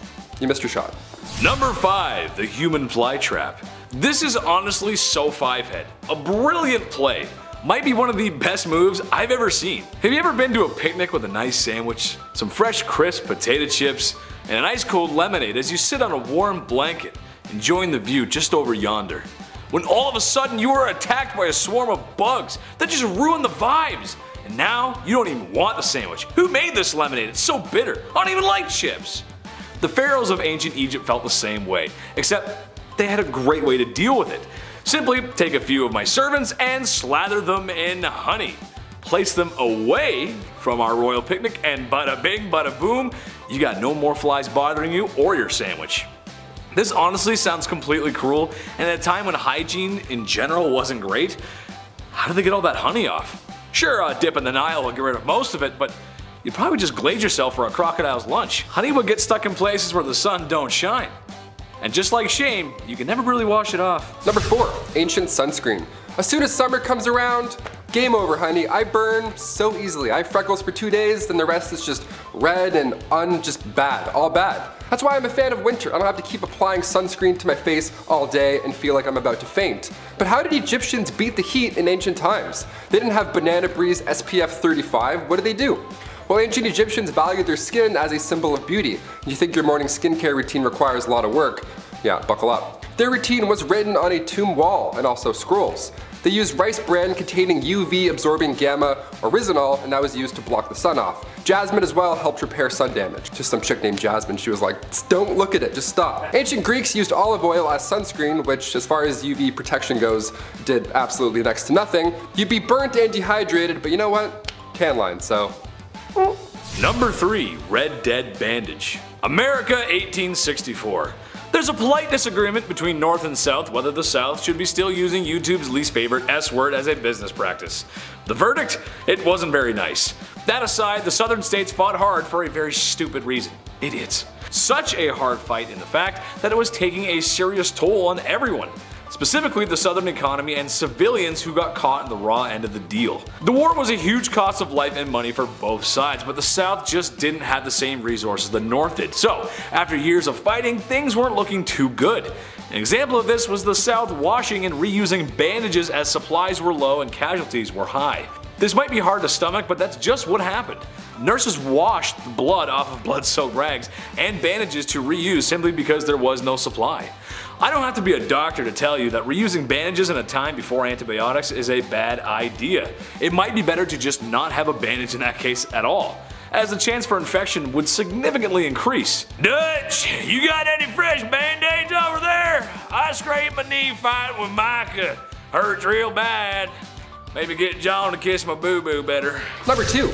Ancient socks. Somebody got me socks as a gift over the holidays, and let me tell you, still the best thing you can get. Socks and lip balm, you can do anything you want. Game over. Socks in ancient Greece were not the right and left neon green athletic socks that you have today. No, not even close. Socks came around in the 8th century BC, made fresh from, you guessed it, animal hairs. Yeah, it was gross. This actually led to Romans tying animal skins around their feet and then tying them up. Cut to the 2nd century AD in ancient Rome, the sock game got real. Romans began using fabrics instead of animal skins, and it was softer, lighter, and all that jazz. And then later on in the 5th century, socks were worn only by the most holy. Socks were associated with the church, they were considered a symbol of purity. Yeah, you heard it. Socks would go all the way up to your leg, a little different than the New Balance ones we have now that just go up to your ankle that, you know, fall off when you're halfway to work and then make you really upset. I have one right now, I'm gonna go figure it out. Number 1. Heavy stomach. We as humans need food and water to live. Water honestly being number 1. I mean, I could eat a little bit more, but water's more important. But it is what it is sometimes. People in the past had no choice but to build water pipes out of lead. Sure, maybe it wasn't common knowledge that the lead was toxic, but a lot of people did know. So that's why all the cities that sparked up during the Industrial Revolution were built with such. Lead as a material did make sense as it was cheap and easy to use, so that simply outweighed the health risk of lead poisoning. Lead was a common material in other products as well. But when your drinking water is supposed to be fresh, maybe it's time to spend a little more so we don't end up, spending a lot more on healthcare for lead poisoning. After years of being underground, the pipes corrode and leak toxins into the water stream. It's why in older cities a lot of time and money is spent today replacing old pipe infrastructure. To me, it's a classic case of, let somebody else deal with it, I'm sure it's fine. Well, I'm off to go work in a completely safe asbestos factory. I'm sure there's nothing wrong or bad in there. Kicking off the list at number 10, pig toilets. Yeah, we'll start off with a nasty one. Look, we're on the part 6 now. We're talking about some ancient hygiene practices. It's gonna get gross, it just has to at this point. I've talked about Roman toilets, horsehair dental floss, so now we gotta dive into some yucky stuff. Pig toilets began around 200 BC in China, and these pig toilets were actually pretty common. You would just go to the washroom over top of a pig pen. It's pretty straightforward. It's pretty awful, but also it's all they had. It was pretty awful, but I would say it's worse for the pigs. Definitely worse for the pigs. The pigs would eat the waste because it was mixed into their food. They couldn't tell the difference. Ugh, horrible. This was one of the few options to manage waste, especially in areas where plumbing wasn't possible. I talked about pigs going to court in a recent Bumblebee video. If I was a pig, I would be pressing charges left, right, and center after this. That's so disgusting. We're at number 10, and I want to puke. Nice, buckle up. Number 9, water closets. This one sounds fun. A closet full of water. What a blast, pun intended. Back in the 1800s, all over Europe, our modern day version of the bathroom came to life. Thankfully, I'm very glad this happened. If it didn't happen, it'd be a little bit different nowadays. It takes 2 things to have a water closet. A home big enough for a room purely devoted to waste, which is amazing. And of course, running water, that definitely helps. Sir John Harington, godson to Queen Elizabeth I, was determined to invent what we now know as the basic toilet. Back in 1596, he created this idea, and people actually made fun of this guy for spending so much time working on a useless device. Yeah. The more we know. Cut to 200 years later, another inventor by the name of Alexander Cummings reworked the water closet, added an S-trap, the little valve between the top and the bottom parts of the bowl, and now we're on the right track. Then a couple years later, in 1777, Samuel Prosser applied for a plunger closet patent and got it. A year later after that, Joseph Bramah enters the toilet game, adds a valve on the bottom, an old school ball cock. So we're getting there, slowly over time. Different inventors are bringing their new ideas in, all so that we can go and take a shit. Brahman was a sailor at the time, so his water closet was often used on ships of that era. Today we have toilets that flush automatically. Once you get up or move around, the sensors think you're done, and then they blast away. If you stand and wipe, good game. This thing's gonna be making noise all day long. Number 8. Bald face. In another video on things too woke for this era, I talked about how it was once cool to have no hair on your face at all. I can't grow any facial hair, so this reaches out to me. This is good. I like this. I like punching out on this fact. Well, Queen Elizabeth I was the first to bring this idea into Western culture. She influenced women to completely pluck their eyebrows, and on top of that, they would also shave their hairline back as far as they could, so their faces would be as large and as big and bright as possible. Just right there, like the big moon. It was common for women to soak bandages in a mix of ammonia, vinegar, walnut oil, all to hopefully suppress the hair growth on their forehead. Facial hair was removed, but body hair, that was left untouched. The Catholic Church also influenced the look. Growing your hair out was a feminine display until you went out in public and had long hair. Then it was immodest. Because, of course. Number 7, loincloths. Okay, I have to adjust the jeans for this one. Going back to ancient Roman and ancient Egyptian times, the loincloth was used by all. Neat. Either that or you would just be naked. So, if you're a nudist, great. Hit the thumbs up if you're a nudist. I don't know why I said that. We're gonna keep going. I found this neat step-by-step on the internet how to make your own loincloth. And it's a bit more complicated than throwing on sweatshorts and calling it a day. We don't have a lot of archaeological evidence today because these linens barely made it through a decade, let alone all this time. But ancient Romans would use leather also to make underwear, which is, just imagining that, I'm like, it's hot. Hot goat skin wrapped around your waist in the sun. We love it. We still use leather today when it comes to undergarments, but we'll save that talk for another time. Number 6, breast bags. There's a neat term, breast bags. Let's bring that one back, see if it sticks. Now, contrary to what I just explained over at point number 7, women, more often than not, didn't wear undergarments in the Middle Ages. Up here, at least. But in 2008 at Austria's Langborn Castle, something that resembled a modern day bra was discovered. It's believed that only higher ups, ladies of nobility rather, were the only ones who had the privilege to wear these breast bags, or breast cups. I say breast bags, sounds a little funnier. We have bags of milk in Canada, so I'm connecting the, I gotta connect the jokes. I can't say much personally, but this does not look supportive enough at all. It's like a pirate flag, it's like ripped apart, this is nothing. If you have back problems, I don't think these breast bags are gonna help you. If you're ever catching up on some 13th century readings, well, now you have an image when you see the word breast bag. this eye patch that they called support. Number 5, cesspools. Ooh, gross transition. If you're gonna make a massive castle, you need to know where to build certain rooms. Like say over a cesspool for an example, that might be important. Just plug your nose. Cesspools were often placed under floors, which makes sense because you know, you poop and then gravity and everything goes down. But you need to make sure that those floors are supportive enough. Because in 1183, the Emperor of the Holy Roman Empire had a dinner in the palace of Erfurt, but the floor in the main hall broke open, resulting in a bunch of dinner guests falling through the floor, with a few of them even drowning in that cesspool. What a horrible way to go. Then again, in 1326 England, Richard the Raker had just sat down for dinner, guy hasn't even started his meal yet, and then again, the floor broke and he fell through and drowned. I'd say chamber pots were safer, definitely, but when it comes to waste, honestly, just out of sight, out of mind. Just get that away from me. Literally, pun intended. Number 4, towels. I'm pretty picky when it comes to towels. I always have to have way too many just ready to go at all times. You know, in case I want a bath, in case I want to have 2 baths in a row, you never know. Today we have nicer towels at hotels than anything, honestly. We all know somebody with a Bahia Principe resort towel in their closet, and you're like, really? Really, you thief? Okay, I'm telling. Around the 1800s, flour sack towels were the best you'd get. Now around this time, suppliers were packaging flour and other foods in these cotton sacks. This saved big time on barrels, and eventually they were cut into tea towels. Now come the Great Depression, resources were of course limited, so these flour sacks were used now for multiple reasons. Clothing, toys, quilts, pillowcases, diapers, and of course, towels. Wouldn't feel too good on your back, not at all. Number 3, same clothes, new day. King James, and no, I don't mean LeBron, I mean King James VI of Scotland this time around. We'll talk about him another time. He had a pretty sweet idea when it came to changing clothes. You don't. Simple as that. What a dream, right? The amount of times I change my shirt every day for literally no reason, it's such a waste of time. It's like black, gray, black, yeah, that's it. It's a waste of time. King James would wear the same clothes for months at a time, even wearing the same hat for 24 hours straight. He was devoted to the hat game. He just slept like, didn't move a muscle. He went as far as not bathing either because he thought that it was bad for his health. Yeah, things were thought differently back then, as you may have known by now on this channel.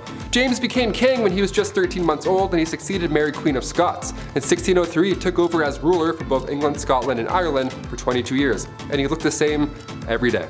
Gotta love it. Who's committed? Number 2, unwanted hair.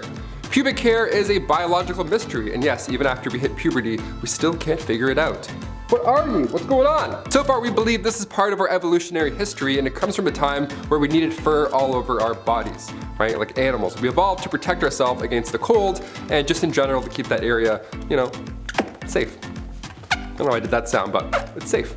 So why is it that ancient Greek statues of women are completely hairless? Well, this was a time where if a woman's area was hair-free, for some reason the Greeks symbolized it as being pure.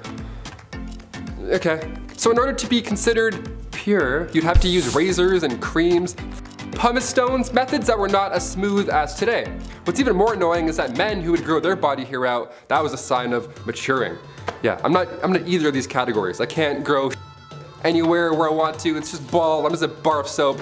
Yeah, I'm not gonna use a stone to shave either. Thanks. We'll pass. Next. And finally, coming in at number 1, acne. Ancient Egyptians and Greeks came up with an interesting method of getting rid of those pimples. Now reminder, this was long before Dr. Pimple Popper was ever a thing. You ever click one of those videos and you're watching for like 40 minutes? You're like, I'm gonna be sick. Is that yogurt? What is that? Physicians back then discussed these elevated spots with black tops that can plague your skin for 4 to 5 years. But by squeezing these mysterious spots, you force out the maggot inside. Yeah, blackheads were called maggots back then, so that's pretty horrible. That's gonna be in my head forever. They would refer to severe cases as maggots that lie in bed of roses, AKA your face. That's the bed of roses. If a physician told me I had maggots in my face, I'd faint. Teeth worms and maggots, like just brush your teeth and wash your face and then avoid all that smoke. These disorders were thought to be human skin taking on the properties of animals, so that's pretty wild. So ancient Greeks and Egyptians would use honey, vinegar, turpentine, and emulsion of bitter almonds to solve that problem. Or what I just do is I just squeeze really hard, yell one curse word, and then wipe the mirror. That's usually how I do it. Number 10, not bathing. Let's start off strong. So obviously hindsight is 2020. We know a lot more about personal hygiene now than we did, then and as well in like middle school, because high school locker rooms, what the heck. Without the knowledge of germs and disease, not bathing seemed like the logical next step for a lot of people, even though it made you smelly as all heck. When the Pilgrims arrived in Native America on the Mayflower, the indigenous tribes often referred to their horrid smell. An account from a member of the Patuxet Nation even tried to convince them to start washing themselves. They were like, come on guys, it's enough. They washed their hands and faces, but they rarely washed their whole bodies. Though they believed cleanliness was next to godliness, that didn't necessarily mean they needed water to do it. They believed that should they submerge themselves, they risked disease. This could be because they dumped their daily duties into the water, so you know that's likely. So instead they took dry baths where they wiped themselves down with a dry cloth, but it didn't really help much. Number 9. Bedpans. It's always the worst when you get tucked in at night, you start to fall asleep, you're starting to doze off, and then you realize you need to pee. It's the worst. You gotta get up, walk down that long, scary hallway, blind yourself for 2 minutes, and then get cozy all over again. Well, in the Middle Ages, you would just toss your full bedpan out the window. Easy peasy. Heads up. Oh, oops. It's so gross. Or sometimes, if you were feeling a little lazy, this was also common, you would use the bedpan and then just slide it back underneath your bed and go right back to sleep. If anybody ever gives you shit for having cups in your room, show them this video, show them this history. You're fine, you're not that bad.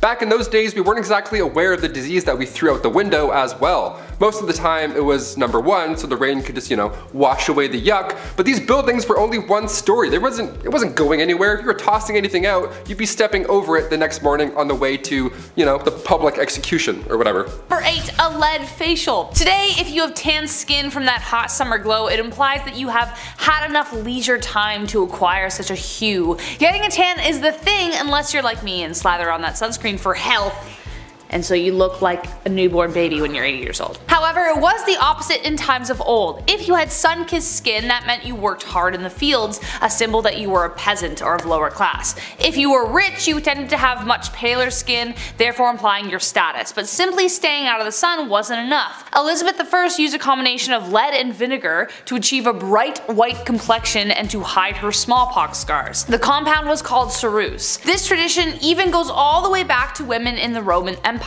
A well-known actress named Kitty Fisher was also said to have died from the material as it slowly poisoned her with daily use. The material would add blisters, so she'd put more on to cover it up. Same with Elizabeth, and yes, slowly you understand. Number 7. Victorian Laundry Day. You spill some mustard on your shirt today, that stain will be gone by the time you get home. We're pretty advanced when it comes to quick stain removal today, but like the Romans, which I'll talk about later, it wasn't always smooth sailing. Take the 18th century for example. When Laundry Day came around, it was an event. It was like an ultimate chore. They had to take daylight in consideration and plan their washing days, as in more than one. The Victorian era was exhausting. They would soak their clothes overnight, then the next day would be spent soaping them up, boiling them, rinsing, soaping again, rinsing again, maybe soap one more in case there's too much pee-pee, and then rinsed another time, wrung out, mangled, laid out to dry. Hence the sunlight timing, starched and then slowly ironed. Cut to today, we have to encourage adults not to eat Tide Pods or drink bleach. We'll get there, maybe, I don't know. Number 6. Wigs and makeup. When you don't bathe and are overall just smelly, you're gonna need to do something to cover up whatever the heck is building up beneath that bodice. Wigs would have never become as popular if it weren't for a very specific venereal disease called syphilis. By 1580, the STD was the worst epidemic since the Black Death. Patients clogged hospitals, and without antibiotics or protection, things got pretty nasty. Sores, blindness, rashes, dementia, and patchy hair loss. Thus, for the sake of keeping up appearances, wigs came into fashion. Also the makeup I mentioned before. Balding was a huge humiliation, so they made wigs out of horse, goat, and or human hair. They also cover the wigs in powdered scented with lavender or orange to hide any foul odors, and as we suspect, there were a lot of foul odors. They weren't stylish until 1655 when the King of France started losing his hair and had 48 wigs made.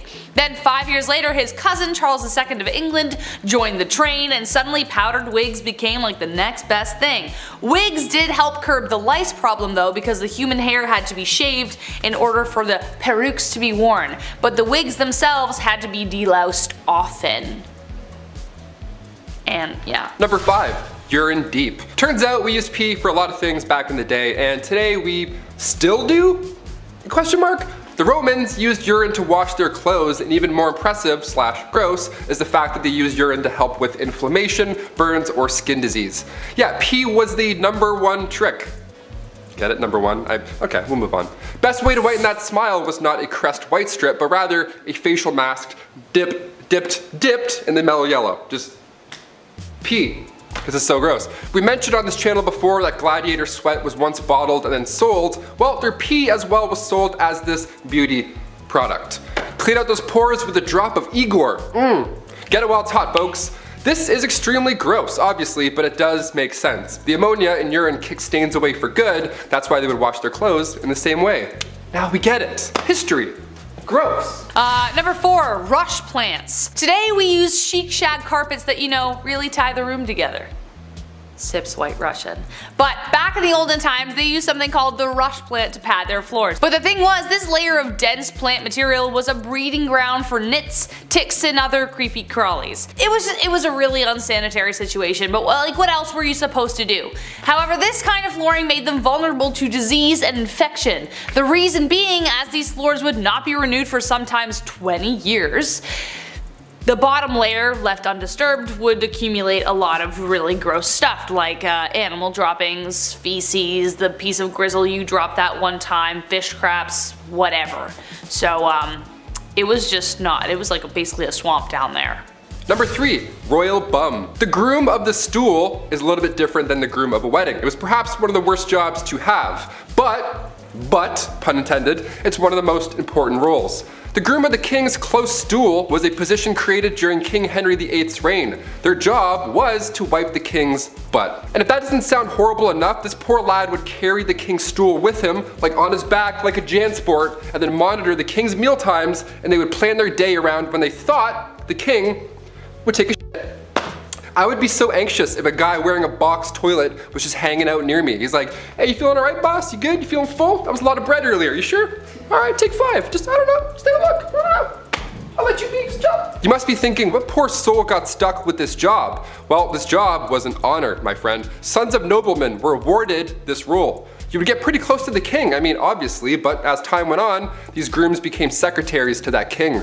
Pretty good upgrade. Eventually, getting a higher pay and benefits. Yeah, I would hope so. Even the king's walking, talking toilet gets dental back in the day. How neat is that? Number 2, eagle dung. I'm honestly not even sure what to say about this. You know? You have to have some kind of magnificent conviction to be like, I have no reason to believe this is true, but I'm 110% sure that bird dung will fix it. Like, that's some kind of confidence I don't think I'm ever gonna get.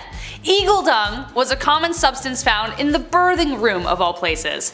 It was often rubbed in to alleviate the pain, most often accompanied by rose water, because who wants to smell that while they're bringing life to the world? No one, obviously. Obviously that didn't work, and the bacteria from the stuff probably didn't help their recovery either. They also used to place amulets and charms on the stomach to speed contractions and put coriander on the thighs. Coriander was believed to attract the baby out of the womb. A risky move considering people either love or hate coriander. There's no in between. It either tastes like soap or it's the best thing you've ever had. If the delivery was proving difficult, they would open cupboard doors, untie hair, and perform other metaphors to help the mother deliver easier. But it's the eagle dung that really gets me here, folks. I have no excuse for them. Number 1, the dirty dead. What feels like a never-ending maze, the catacombs under Paris stretch for hundreds of miles. They're a big tourist attraction obviously today. Horror movies have been made about these catacombs, just these walls of skulls, but where did they come from? Why were they put there? Also, how bad was that smell? See, originally the tunnels were built for Paris stone mines, but near the end of the 18th century its purpose started to shift. Cemeteries were starting to pile up, and I mean that in a literal sense, disgusting. There was nowhere to put all these bodies, and everybody else started to get sick because of them, because they were breathing in, you know, dad corpse hot dog breath. They didn't quite know how to handle the dead in a clean way, so they just wanted these bodies out of sight and out of mind. So all these dead bodies that were laying in alleys or on the side of the road, they were gathered and then tossed under the city in these tunnels. These tunnels have been there for centuries before them, so you might as well put them to good use. And by good use, I mean let's just stack skulls in an orderly fashion and terrorize civilians for centuries to come. Beautiful. Number 10, no lice. You know in elementary school when they would check everyone for lice and one poor sucker had to get their head shaved and walk around as that bald kid for like a month and would probably get bullied? Well, that ain't gonna happen back in ancient Egypt because everyone shaved their heads to avoid lice back then, and priests would shave their whole bodies just like Michael Phelps. Instead of having actual hair of their own, they would wear wigs. Wigs sometimes made of human hair. That honestly was a lot better in that harsh desert sun. Lice and other little pests like that, like fleas, were not wanted. And yeah, they still aren't, but it led to some honestly interesting solutions. For example, a warm potion of date meal and water was believed to drive away fleas and lice. They would use cat's fat to keep away mice, I made a rhyme, and one that probably actually did something was when they used a solution of natron, water, and salt in their humble abodes to eliminate and repel fleas. Number 9. Ancient sunscreen. As soon as summer comes around, game over. I burn so easily. That's why I'm a fan of winter. I don't have to keep applying sunscreen to my face all day, all night, and feel like I'm about to faint, obviously. Canada gets quite hot. But how did Egyptians beat the heat in ancient times? What was their trick? They didn't have banana breeze, SPF 90, whatever the hell it is. Ancient Egyptians valued their skin as a symbol of beauty, right? You think your morning skincare routine requires a lot of work? Think again, Laura.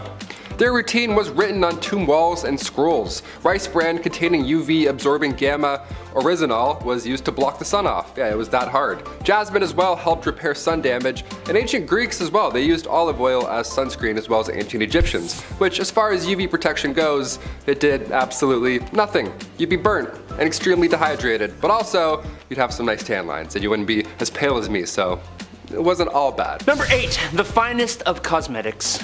The cosmetics of ancient Egypt were not just for looking good, they were for feeling good too. Like on the inside. Now, as such, those professionals who made the stuff took it pretty seriously. Not just because of a passion for the art, but also because they'd be judged pretty damn harshly if they did a bad job. If they sucked, it would mean having the whole neighborhood give you a bad reputation. And in the cosmetics business, just like show business, it's all about that reputation. It would also mean some harsh judgment from the big boys upstairs, meaning the gods when you met the afterlife. So yeah, they wanted to do a good job, and to meet that end they would try and use the finest of ingredients, as they should when people have to put this stuff on their skins and right next to their eyes and stuff. Number 7. Deodorant. Before the Old Spice guy was born, what did people even do to smell good? What happened? Deodorant was actually first introduced to the public back in the late 1800s. It was called Mum. It was a cream that used zinc oxide. It was stored in a metal container, nothing like Speed Stick at all. It wasn't discreet or anything. It was bad. But ancient Egyptians, even worse. They had to use ostrich eggs when it came to smelling good in the pits. They made perfumes as well and were among the first to use any type of deodorant, so that's a pretty good start. Thank you. Thank you so much, ancient Egyptians. Hence the ostrich egg factor. They had to start somewhere. They mixed a little fat, tamarisk, tortoise shell, and then nuts, and bam, there you go. You're ready for the day. Just pop it on. Another method was a little more yummy than the ostrich eggs and nuts method. Egyptians would use porridge balls. Yeah, flavored porridge rolled up and securely tucked under your arms.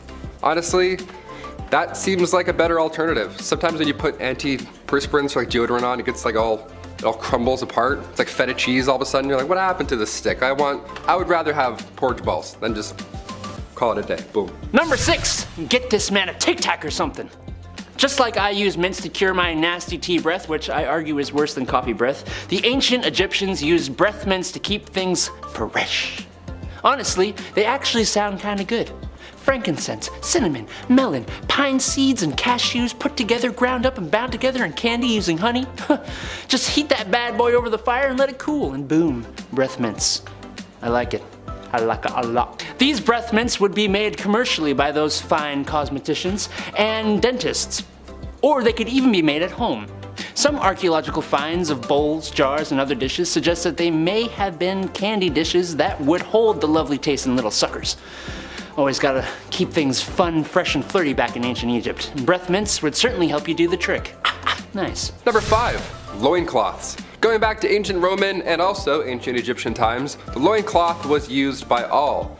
Either that or you would just be naked. I found this neat step-by-step online on how to make your own loincloth, because that's apparently what I do on my free time. Thank you for asking. And it's a bit more complicated than I thought. It's way more complicated than just throwing on sweatpants or even, you know, the towel folds like a toga. This had numerous steps. We don't have a lot of archaeological evidence because these linens barely made it through a decade, let alone all this time. But ancient Romans would use leather to make underwear. That's a fun little fact right there. Hot goat skin wrapped around your waist in the hot sun. We love it. We still use leather today when it comes to undergarments, but I'll let Adam tell you about that one another time. That's more of a That's more of an at-home one. Number 4, food as medicine. Trying to prevent bad things before they happen, it is a very human skill to have. And when it comes to preventative medicine, the Egyptians had some methods. One more obvious solution is diet. Eating the right stuff truly does help lead to a longer life, but eating the specific right stuff can directly prevent certain issues. As a prime example, the laborers that would build the massive iconic structures we know Egypt for today were kept fed with diets that include a lot of onion, garlic, and radishes. Now, I don't know if the ancient Egyptians knew the chemicals these foods contained, or if they just put 2 and 2 together, but onions, garlic, and radishes contain why did I do this to myself? Contain allistatin, allicin, and raffinine, which are very helpful when it comes to preventing diseases in the super crowded working and living conditions the laborers existed in. That allicin really helps. Another example would be to cure night blindness. In these circumstances, doctors fed their patients powdered liver, which is rich in vitamin A, which is a vital nutrient for vision. Again, I don't know if they knew it contained that specific thing, or if they were just like, I ate liver and I can see better. Discovery! Number 3, acne. Ancient Egyptians came up with an interesting method to getting rid of those pimples. Now, this was long before Dr. Pimple Popper was ever a thing, and physicians back then discussed pimples as such. Ready for this? They called them these elevated spots, with black tops that can plague your skin for 4 to 5 years. But by squeezing said spots, you force out the maggot inside. Yeah, blackheads were referred to as maggots. That's what they thought they were back then. Imagine your partner, hey, can you get this pimple on my back? Yeah, I think I got some maggots, thanks. No, no thank you. That's pretty horrible. That's a horrible reference. They would refer to severe cases of acne as maggots that lie in a bed of roses. I would faint. I would be so sick. If a physician told me I had maggots that lie in a bed of roses anywhere on my body, I would throw up. I'd pass out. I'd be so upset. Dermatological disorders were thought to be human skin taking on the properties of animals. Yeah, you have common acne, maybe you're turning into a pigeon. Who knows? Ancient Egyptians would use honey, vinegar, turpentine, and emulsion of bitter almonds, all to get rid of acne. Yeah, sounds like a horrible alternative. I would much rather just have acne. Maggots? Dude, I'm done with this channel. I'm out of here. That's so gross. Number 2, eye makeup. Almost everybody and their mums knows that the Egyptians wore that crazy awesome eye makeup. But what you might not know is that it didn't just serve the purpose of making you look absolutely stunning. No, a lot of these eye makeups were lead-based. Now, that sounds pretty bad, I can't lie. It does. And it likely was for some, but it was possible that it boosted nitric oxide by up to 240% in cultured human skin cells. I don't know what cultured human skin cells means, but that's the quote. If you know, let me know down below. What the heck does nitric oxide do? Well, that I do know. It helps to boost up your immune system to fight diseases, which, guess what?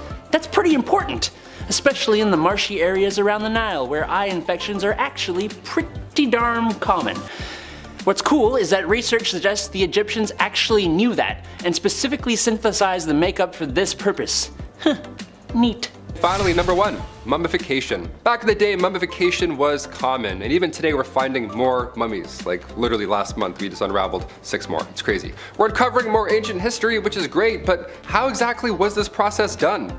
We're talking about back maggots and stuff. What did they think about this? How did this even begin to be a thing? Well, it wasn't cheap. For starters, being mummified was reserved for the rich. It's a pretty brutal process as well. What you would do is you would put a hook, or well, they would put a hook in your nose after you'd passed away, and then they would pull out your brain and all that just squishy stuff, just out all through this thing right here. And then they would cut the left side of the stomach open, remove all those goods, all the organs, boom, see ya, gone. And while those are drying, you would put your lungs and liver in jars. And then you would put the heart back in the body. And then you would wash the insides out with wine and spices, all that stuff, turpentine, turpentines, all the timantines, just all in there washing it out. Then you'd cover the body in salt for 70 days. That's a long time, but around day 40, you would stuff it with sand. Now come day 70, finally, that's when you wrap them in the mummy bandages. Then the sarcophagus awaits forever, really. And then there's just jars of organs also stored in your burial chamber. Now we don't do it, it's not as fun anymore. We don't put our organs in jars, we don't stuff anyone with sand. We should, you know what, we should bring back mummies. Let's just do it, I think it's time. Yeah. Number 10, face off. Alright, so it's the 1900s, and technology has gotten good since the 1800s. That means a better life for everyone to enjoy. One such advancement was in women's cosmetics. Introducing the Radium, a brand of makeup that's formulated to make you glow, ladies. And if you don't glow, you can't shine. The secret ingredient? Radioactive materials. I honestly can't believe that this one is real, but yep, here I am. Yes, their makeup products contain concentrations of radioactive material to give you the facial boost that you need, tighten the skin, get rid of wrinkles, and literally make you glow.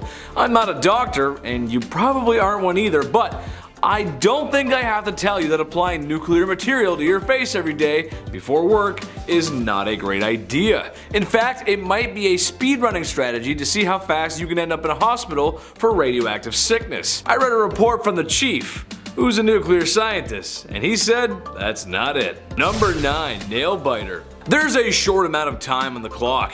The scores are tied and your favorite team's player steps up to the pitch, plate, or wherever they need to be. Beer sweats begin to drip down your face onto a jersey that should have been thrown out 2 playoffs ago. The nachos and chicken wings that were once plentiful on your coffee table now lay barren with emptiness. This is what most sports fans would call a nail biter. But all Super Bowl predictions aside, is not what I'm talking about. I'm talking about in ye olde times, trimming their nails. How else but with the set of pearl chompers the Lord hath given you. That's just how people did it. Yes, that's right, they bit their nails off. Which even today is kinda gross. You gotta use the old noggin for a minute and think about how clean people's hands were. No running water, no modern toilet paper. Ooh, stinky. That is not a win-win situation. That's actually a lose-lose situation. Don't do that, that's gross. Number 8, mini brows. Back in ye olde times, pale skin was in, and so was dark eyebrows. How to achieve such a complexion? Well, bloodletting for the skin, but I've gone over that before. Something a little more heinous was committed to make ladies' eyebrows look luscious. Mice, a lady's best friend, right? Yeah. Besides some French rouge and ivory teeth, a common beauty practice was to have mouse furs as eyebrows. This is just wrong on so many levels. Mice are just gross as it is on a regular basis without them being on your face. But my question is, was there like a mouse hunter, or like, was there a mouse farm? Or was the buddy just scooping up mice out of the gutters and skinning them, and then, here you go, your highness, here's some fresh mice skins. Ooh, yuck, man, no. Number 7, pucker up. Hey, on this channel we've talked about some crazy stuff in history, and a lot of crazy stuff unfortunately had a lot to do with women being hugely mistreated in the past. However, some women acted against this. I'd give specific reasons for wanting to get back at the patriarchy, but I'd be here all day. One woman came up with a devious plan, a way to remove the stinky men from her life and to get away with it too. Introducing Aqua Tofana. It was an odorless, colorless poison that was slow acting and would resemble side effects of a sickness, or at least a common sickness at the time. It was marketed as a cosmetic. Women could wear this on their cheek, and when the big hunk of a man came in for a kiss, well, it was probably one of the last things he would ever do. The main ingredients were arsenic and nightshade, which, if you didn't know, is very poisonous. Next time you forget to take the trash out at night, gentlemen, just take notice of when the wife wants to give you a kiss. It could be your last. Number 6, boots with the fur. Most of you probably love a good pair of apple bottom jeans and some boots with the fur. But for our Silver Fox audience, they may remember a pair of denim that was more sinister. Bell-bottom jeans. Yes, that's right. These pants were wild to say the least. While its origins may be rooted in the Navy and sailors, their rise to fame was during the 60s and the white powder-fueled 70s. Remember disco? I know, right? High platform shoes, bell-bottoms, and leisure suits. Although I can't lie, I feel like I'd look pretty good in a leisure suit. Just saying, I don't know. This is just one of those beauty trends that we thought looked good, but in reality looked really strange. I'm sure that'll never happen again though. Not like the trends and fads that we have today will ever go out of style. We'll all be looking back and laughing at the silly things we wore, right? Oh man, I gotta clean up my closet. Are we still gonna be doing Fortnite dances then? I don't know, we'll see. Number 5, a whole lot of man. Well folks, I haven't done much traveling in my time, but it looks like I know where I'm headed next. To the body tribes of Ethiopia, where, ladies and gentlemen, it's men of my proportions that are most attractive. The men of the Bodhi tribe participate in beauty pageants of sorts where the winner is declared a hero and every girl in the village wants to be with the rotund hero. The men isolate themselves away for months at a time with no physical activity. Honestly, for a World of Warcraft player, isn't that hard? Where the men consume a diet that's high in fat to, well, make them fat. What's on the menu? I'm so glad you asked. Well, since the Bodhi tribe has such a great grasp on agriculture, the men drink cow's milk. mixed with blood. Yeah, I'm not sure about that one. After enough consuming of the milkshake from hell, the men's stomachs get fat, and the gawking commences. I'm more than just a cut of meat, ladies. You can't just treat me that way. Number 4, Shark Girls. Alright, when I was researching this one, I could barely even look at the footage. I was literally cringing in my chair. And this is coming from a guy who likes the Star Wars prequels. Yeah, I know. There's certain women of tribes around the world who have teeth like jaws that are considered beautiful. And I mean the shark, not the James Bond villain. The process of sharpening teeth is quite... well, interesting to say the least, as it's performed by dentists, and I would hardly call them dentists, as they use rocks and chisels to acquire this acquired look. Did I mention there's no anesthesia for this cosmetic surgery? All jokes aside, this is just a lot, and I actually get lightheaded just thinking about it. We gotta move on to the next point before I lose my lunch, or I pass out. Number 3, the George Costanza. Today, every girl wants those long, luscious locks. No split ends with healthy hair, and just a radiant glow. But women in ye olde Europe were after the chrome dome kind of look, if you know what I'm saying. They had their hair pulled back, revealing a large portion of their forehead. Hey, look ladies, not that there's anything wrong with balding. It happens. I'd be very ignorant to say that it might happen to me too. It could. When I get old, it'll probably happen. I actually know a guy who's balding right now. Shout out to him. It's just strange how something that could be considered not beautiful today was all the rage back then. Queens literally sat down on their chairs and said, "Give me the George Costanza look, please. I'm feeling like a real winner today, Jerry." Number 2, burn it off. In ye olde times, medicine wasn't great, that's no secret. And sometimes these trendy medical practices crossed over into beauty. What do I mean by that? Well, nobody's perfect, right?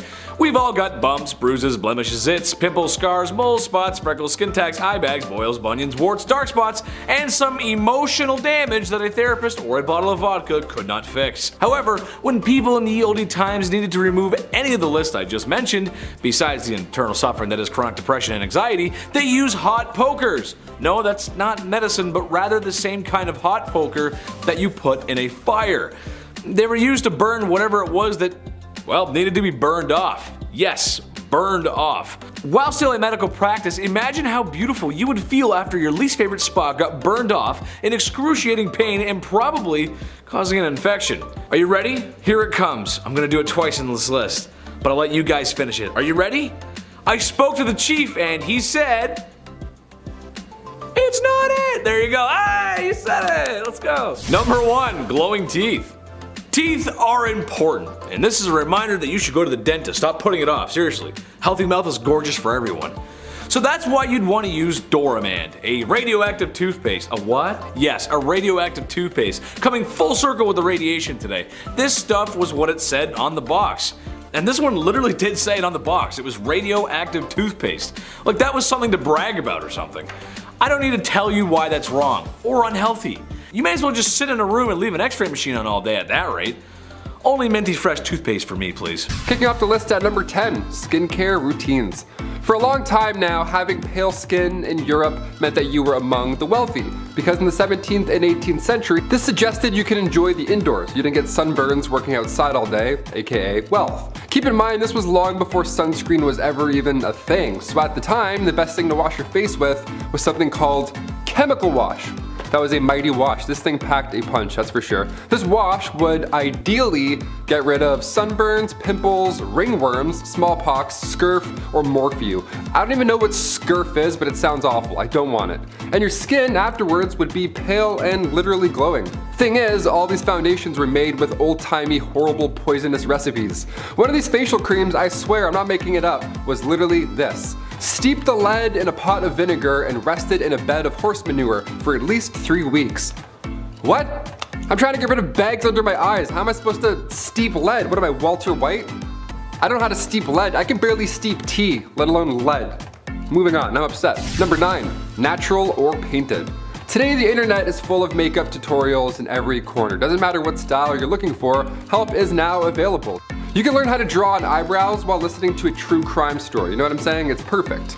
The makeup game is crazy, but back in the 1800s, you only had 2 looks to choose from, really. You had the painted look or the natural look. Natural was light on the makeup, more of a paste look than anything, almost like you're a Victorian painting, you know? One of those. But to achieve the lighter look, Europeans would use actual paint, like paint. Just lead-based paint. And the most important part of applying this is that you can't smile. You can't even move at all. Any emotion will cause the paint to literally crack. Again, that's why all these paintings are so serious.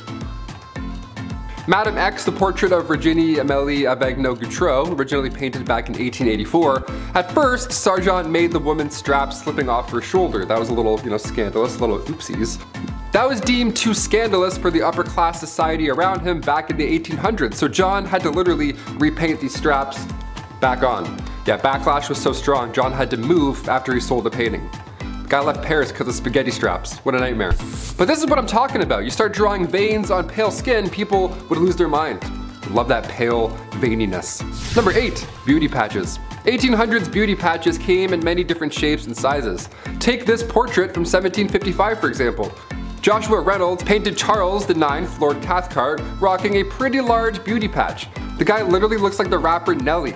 That's massive, it looks like a band-aid on his cheek. Whereas other fabrics used in the 18th century were much smaller. They were tiny circles, hearts, stars. If you found this, you'd think somebody was gearing up to go to an Arctic Monkeys concert. They were often used to cover up smallpox scars. They were made out of silk velvet and they were applied with glue. Now the patches were dark black to make the pale pop, but the location of where these went also had purpose. A beauty patch in the corner of your eye meant that you had a lot of passion. On the forehead, that was meant to be majestic, and a dimple patch, oh, well, you're a cheeky one. That's the scandalous one you are. The position of these patches could also determine your political allegiance. Historian Joseph Addison took notes on these positions when observing two parties from the 1800s. One party had patches on the right side of their face and the other had the opposite. That's like switching jerseys back in the 1800s. You're like, this team sucks. Number 7, mouse skin eyebrows. Okay, Stuart Little, if you're watching this, skip to number 6. You don't want to see any of this, alright? Trust me, it's not good. Back in the 1800s, as I mentioned earlier, the cosmetic game was harsh, to say the least. The eyebrows too, they had a rough go. Eyebrows were completely plucked off back then in order to make the forehead bigger. Yeah, you need that 1800s 5 head. That's the trick apparently. Imagine if I shaved my eyebrows off and then painted my face like pale white. Honestly, I'd do it for the clicks. I'd do it for you guys. This 5 head look didn't last forever, thankfully, but for a hot minute it almost got worse. In the late 17th century and early 18th century, these leading ladies would shave off their eyebrows and then they would glue on mouse skin to replace them. Like a band-aid, only horrible and stinky. Since their face was freshly painted and the glue game was weak, they would have one shot only to stick these puppies on. You just gotta eyeball it and hope that it works and that it looks in the right spot. I don't know. You put them on too low, you're gonna look upset all day long. Eyebrows are angry sisters, not angry twins, okay? Remember that. Number 6, lip paint. Red lips always lie, especially when you don't know that ammonia is mixed in with it. How jolly.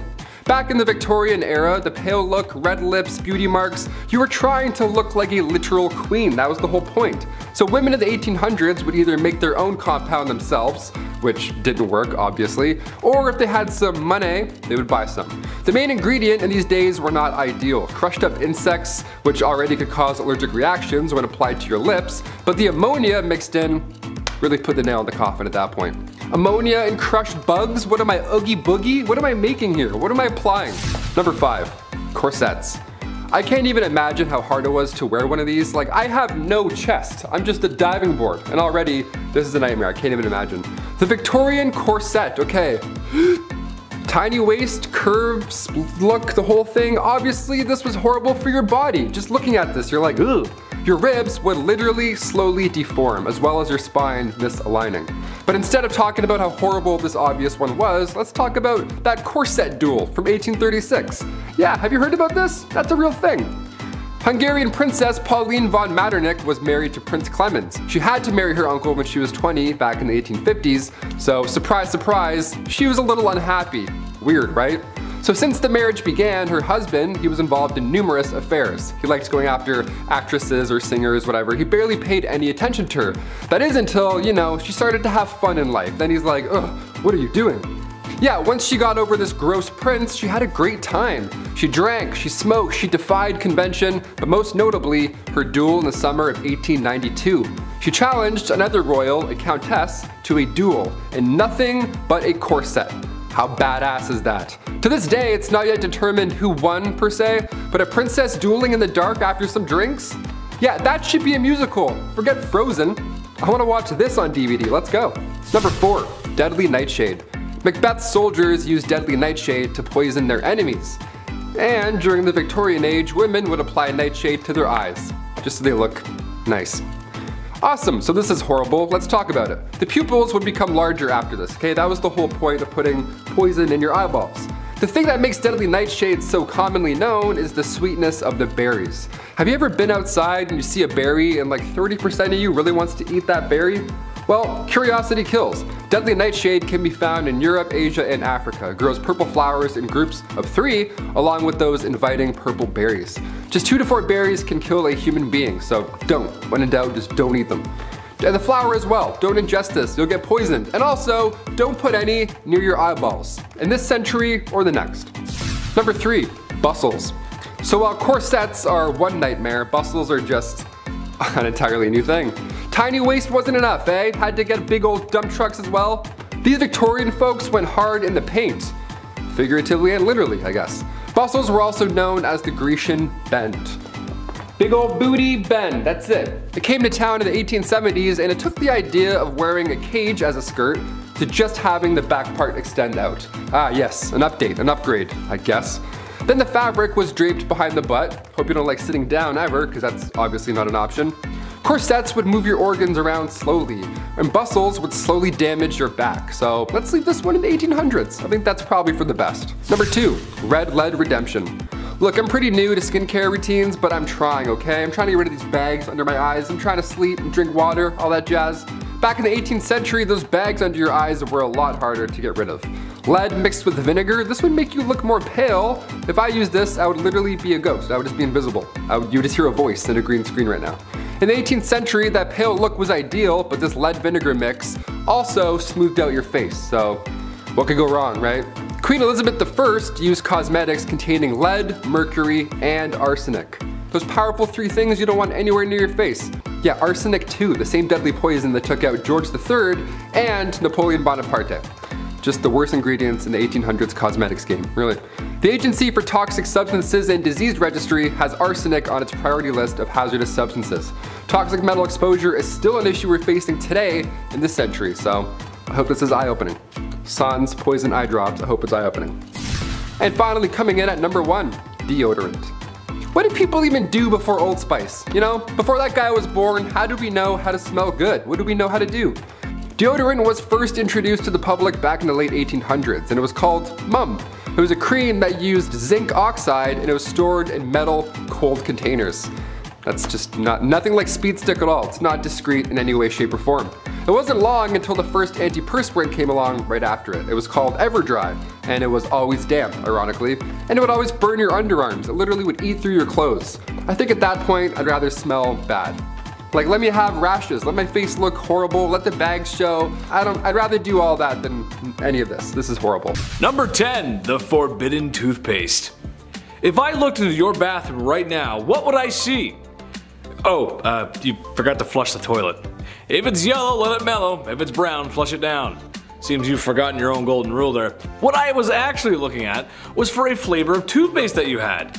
Classic mint, maybe you got cinnamon. Maybe you go for the whole bamboo toothbrush charcoal toothpaste vibe. Hey, I respect it, good on you for making better choices. But bad on the Aztecs for making gross choices. Ever look at some forbidden lemonade and think, hey, add some salt to this, and now we got ourselves a bona fide toothpaste? Of course you didn't, because you ain't a crazy person. Or at least I hope you're not. But yeah, Aztecs used to brush their teeth with an unholy mixture of golden broth, pee, and salt. Yeah, why would you add salt to pee? I think it cleans teeth, sure. You just have to borrow an Egyptian breath mint after. It's no big deal, it's fine. It's good for your teeth, it's fine. Number 9, high stakes. Any good game of a sport will have you at the edge of your seat and dropping all cheese flavored snacks around you, just so you can keep your eyes glued to the screen.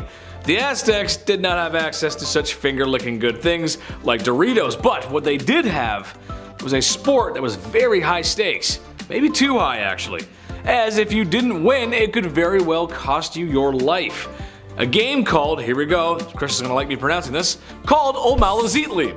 With its 9-pound rubber ball and eye-shaped court, Players had to pass the ball through a small stone ring. This game was taken very seriously, like ritual serious, and you didn't want to be on the losing side, as it may cost you your head. Yes, even sports events in modern times have gotten violent, sure. But if we started lopping off heads for our losses, well, Tom Brady would have a lot more blood on his hands, wouldn't he? Number 8. Hot chocolate. As a Canadian, I cannot tell you how important the medicinal qualities that are a hot chocolate on a wet, cold winter's day. You've been slipping and sliding down a snow hill for hours, and your snow pants are soaking wet. Partially from the snow and also because your dad made you go down the super scary hill and it was too much for you. Don't tell mom.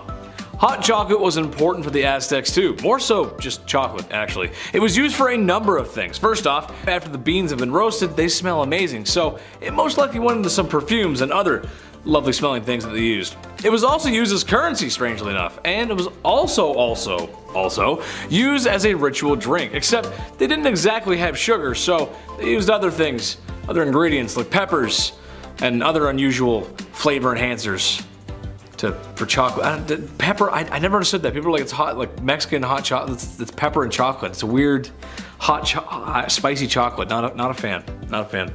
Number 7, corn goddess. I like corn just as much as the next guy. Roasted, boiled, and on the cob. Slap some salted butter on that bad boy, whew, it's time to dig in. Make sure you got the corn on the cob holders though. The little metal thingies that you'll probably end up stabbing yourself with later, that's just how it goes. Besides backyard summer barbecues, corn was an important staple of the Aztecs. So important that they had a festival to honor the corn goddess. Which to me is kind of a lame thing to be a god of, but alright, let's run with it. The Zilonan festival had the women let their hair loose and green corn placed in it to honor the god, the corn god. A forced female volunteer was dressed as the goddess, and after many days of what I'm assuming is eating and worshipping corn, the forced volunteer was sacrificed by the people to once again honor the corn god. You'd think a bowl of corn would do the job, but no, she's got a lust for blood, so that means off with the head. Number 6, end times. We all know what ancient civilizations are like with predicting the future, or more specifically, predicting the end times. Mayans thought everything was going to fade to black in 2012. Did it? Some people really thought this was going to happen. I always thought that Buddy just didn't get around to finishing the thing, but hey, whatever works. Well, if it was real, why didn't the world end? Well, the Aztec answer to that was the new fire ceremony. Another ceremony, why not? Basically, every once in a while, things got a little crazy. It was a time to cleanse, a spring cleaning, if you will. People stopped working, destroyed household items, and at the end of a 5-day cycle, some priests would take a dude up a volcano and toss him in there like I toss away bad report cards from my mother. All this to prevent the end of the world. Virus, act of God, bad hygiene. Whatever it was, just good old-fashioned blanket solution. Nice. Number 5, bread and entertainment. Hygiene is health, and health is mental health. And that means after a long day, you need entertainment.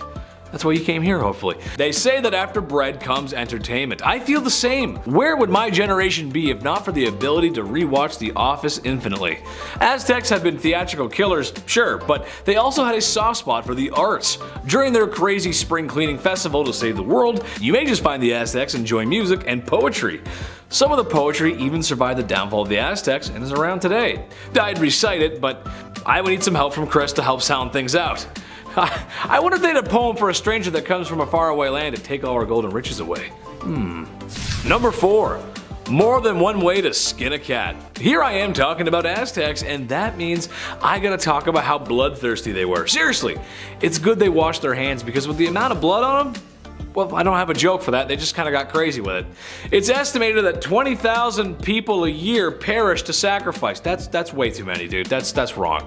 Which, if I'm being honest, those numbers probably could have helped you fight off the Spanish when they came to take everything. What do I know? Cutting the heart out of people while they were still alive, a lot of heads no longer attached to bodies, and something that's just so heinous. Texas Chainsaw fans rejoice, because the Aztecs loved a good skinning. Just a good old fashion peel skin off them. Just take it off, George. George, take your skin off! I don't know why I'm Jerry Seinfeld skinning somebody, but sure. What do they do with the skins afterward? Do they throw them into the crowd and they cheer it on? Or, cause that's just wrong, man. That's not right. That's wrong, bruv. The chief was so upset by this one that he had nothing to say, actually. The chief is speechless. He's got nothing. Number 3, multiple wives. The act of doing the deed in the bedroom can be messy sometimes. It happens. A lot of passion. And keeping that area on your body and in your life clean is important. Or so says my 6th grade health teacher. I don't know, I wasn't paying attention. But you gotta think back in the day how sometimes keeping that area fresh was difficult, especially because we have no self-control and we went a little crazy with it. Take for example that having multiple wives was a status symbol, and let me tell you something, they weren't sitting around waiting for the new season of Stranger Things. They were doing as they do on the Discovery Channel. Number 2, get your money right. Any good accountant will tell you that treating your portfolio like good hygiene is a good idea. Go for multiple smells, or invest in multiple things. Check out what's on the market, might be a new perfume, maybe a new stock. And while you're at it, dump a huge investment into fart bucks. Okay, well maybe not that accountant, but believe it or not, the Aztecs were great accountants and had good records of pretty much everything, which is unusual because most cultures in Mesoamerica just didn't. And with the amount of gold and riches that the Aztecs had accumulated over time, it was kind of necessary. So you can understand that when the Spanish showed up, they were salivating at the sight of all the treasure that did not belong to them because Hernan Cortez was going to take it. Hand it over, you nice smelling weirdos. Number 1. Wiped out, dude. Through everything the Aztecs went through or did, it all came down to a fever and a cough. And many other symptoms, actually. All of their triumphs and losses, all their sacrifices, and all the times they tried to fend off the Spanish. Futile, compared to their fight against the sicknesses that the Spanish had brought over. Once there was a patient zero, it was pretty much all over. As good as their roots and medical herbs were at healing, ain't nothing gonna cure that black lung. If it can do what it did to a big handsome cowboy, then it can do the same to everyday people. Dutch! We got the Aztecs sick again, Dutch. I got some chocolate though. Hope you like corn in your chocolate, Dutch. Number 10, wash your hands. No, seriously, go wash your hands right now. When was the last time you washed those filthy mitts? Go wash your hands. Washing your hands is super important, especially these days. But something that's very unusual about the Aztecs compared to a lot of other civilizations in history is that, well, they did wash their hands. Oh, and you have no idea how happy that makes me. No more shall I have to think about people shaking hands after using the bathroom with no toilet paper. That's disgusting. Or scooping food onto a plate with their bare, dirty hands and sharing that food with the rest of their families. Yes, the Aztecs like to wash their hands before and after a meal, which is just the way it should be. I hate having grimy hands. You know, I talked to the chief today, and you know what he said? That's it. That's actually it. Yeah, we like that. That's it. Number 9, Aztec Barbershop. It must have been quite the sight for Spanish conquistadors to land upon the shores of North America and then come to bear witness the Aztec civilization in all its glory. Something noticed by the curious Europeans was that the Aztecs had what looked like a barbershop for men. After all, a healthy scalp is a happy one. Even more interesting than that, however, is women were dyeing their hair with a green herb that I'm not even going to begin to pronounce. It was just too hard. It was a lot of X's and T's. I couldn't do it. Which produced a purple shine to their hair. Some women even shaved their hair off, while older women, like mothers, had longer hair. Man, it's almost as if a beautiful civilization was starting to flourish. Well, I'm sure nothing bad ever happens to the Aztecs, right? Number 8. My heroes. Let me create a scenario for you. I like creating scenarios. Let me create a scenario for you. You're on the way to a certain event that is very important in the big city. Maybe it's a new job, a new summer fling, or something that requires dry pants. But now your stomach is acting up. It's big angy. Your stomach's making sounds that are becoming more audible, and you can feel soon you will require a bathroom. But you hold it in. I can make it past this event and then go, you say to yourself. No problem. But now you've got cramps, sweats, and you're getting anxious, as you know that DEFCON 1 is approaching. You now have to make a decision to make a rush to find a bathroom, or be late for your event, or take a gamble with your underwear and dignity. Yes, that is a feeling I know all too well, but perhaps I should have been living in the Aztec Empire, as they had public washrooms all over the city. That's just awesome. Oh, it's sweet relief. As if that weren't the most unusual, they also had citizens cleaning the streets, which is pretty unusual for the time. Yes, cleanliness was very important to the Aztecs, and honestly, I think there should be public toilets on every street corner. Please, sometimes I gotta go. Number 7, thirsty. After a trip to the public washrooms, you may need a drink of water to rehydrate yourself. I mean, come on. I know I could use some hydration after that. Sometimes it gets really sweaty in there. Well, it's a good thing that the Aztec cities had canals, and not just the kind of canals a small Italian gentleman drives a boat through on Valentine's Day, but canals that handled both transportation and irrigation. Aztecs knew just how important water was for life, but perhaps most unusual about the Aztecs is their night soil collectors, which honestly sounds like it's hiding something just in that name. Night soil. Basically, they were beta garbage collectors who used canoes to transport this night soil to farms for fertilizer. And yes, night soil is exactly what you think it is. Poop! But it's unusual for a civilization to be so conscious of where their waste goes. Don't believe me? Well, how about this summer we all get together, we all go up to New York City and take a dip in the Hudson River. Yeah, not many takers, didn't think so. They were doing their best with what they had. And if women don't find you handsome, they should at least find you handy. You know what I'm saying? Number 6, ye olde dentistry. Look, every time I find a decent dentistry fact, I slap that bad boy in here like a D-based infomercial host with a surprisingly effective kitchen gadget. You're gonna love my nuts. Remember that guy? This is just one of those facts. Do I have a fear of the dentist? No. No, I don't, because my dentist is nice and has all the modern amenities to make me feel at ease. A comfy chair, laughing gas, and putting Peppa Pig on the TV because I'm a big baby. Goo goo gaga. However, no amount of any of those things I mentioned can prepare you for the dentistry before the year 1900. It was crude to say the least, but hygiene is hygiene. And you gotta keep that mouth fresh and clean. Tooth infections were fixed with rubbing charcoal in the affected area, and if that wasn't enough, a super safe mixture of snake venom and vinegar was used. What? Okay. Who was the first guy that discovered snake venom had such healing properties? Probably the same weirdo who first milked a cow, if I had to guess. Aztec dentistry included fillings and tooth removal as well. Also, ladies of the evening dyeing their teeth distinct colors, so then you know, if you know. You know? Look at my red teeth, boys. Number 5, steam baths. Now looking back and learning that the Aztecs had public washrooms everywhere and had access to steam baths because of their irrigation is fantastic. I mean, come on, just think about it. You could relax after a long day in your own steam bath that's made by natural running water. It sounds like doing yoga there would make me feel more in touch with my inner chakras, and my mood crystals would glow just a little bit brighter. Imagine, you walk into a bathhouse after a long day, and then you see me just sitting there with a towel that barely fits. Well, hey there, good looking. Why don't you come on in and pop a squat next to me? I promise I don't hog all the steam. I know it sounds like an amazing time, right? The more we talk about the Aztecs, the more they sound like a perfect society. I wonder what happened to them. I'm sure it was nothing bad. They gotta be out there somewhere. Move over, fellas, I'm coming in for the steam.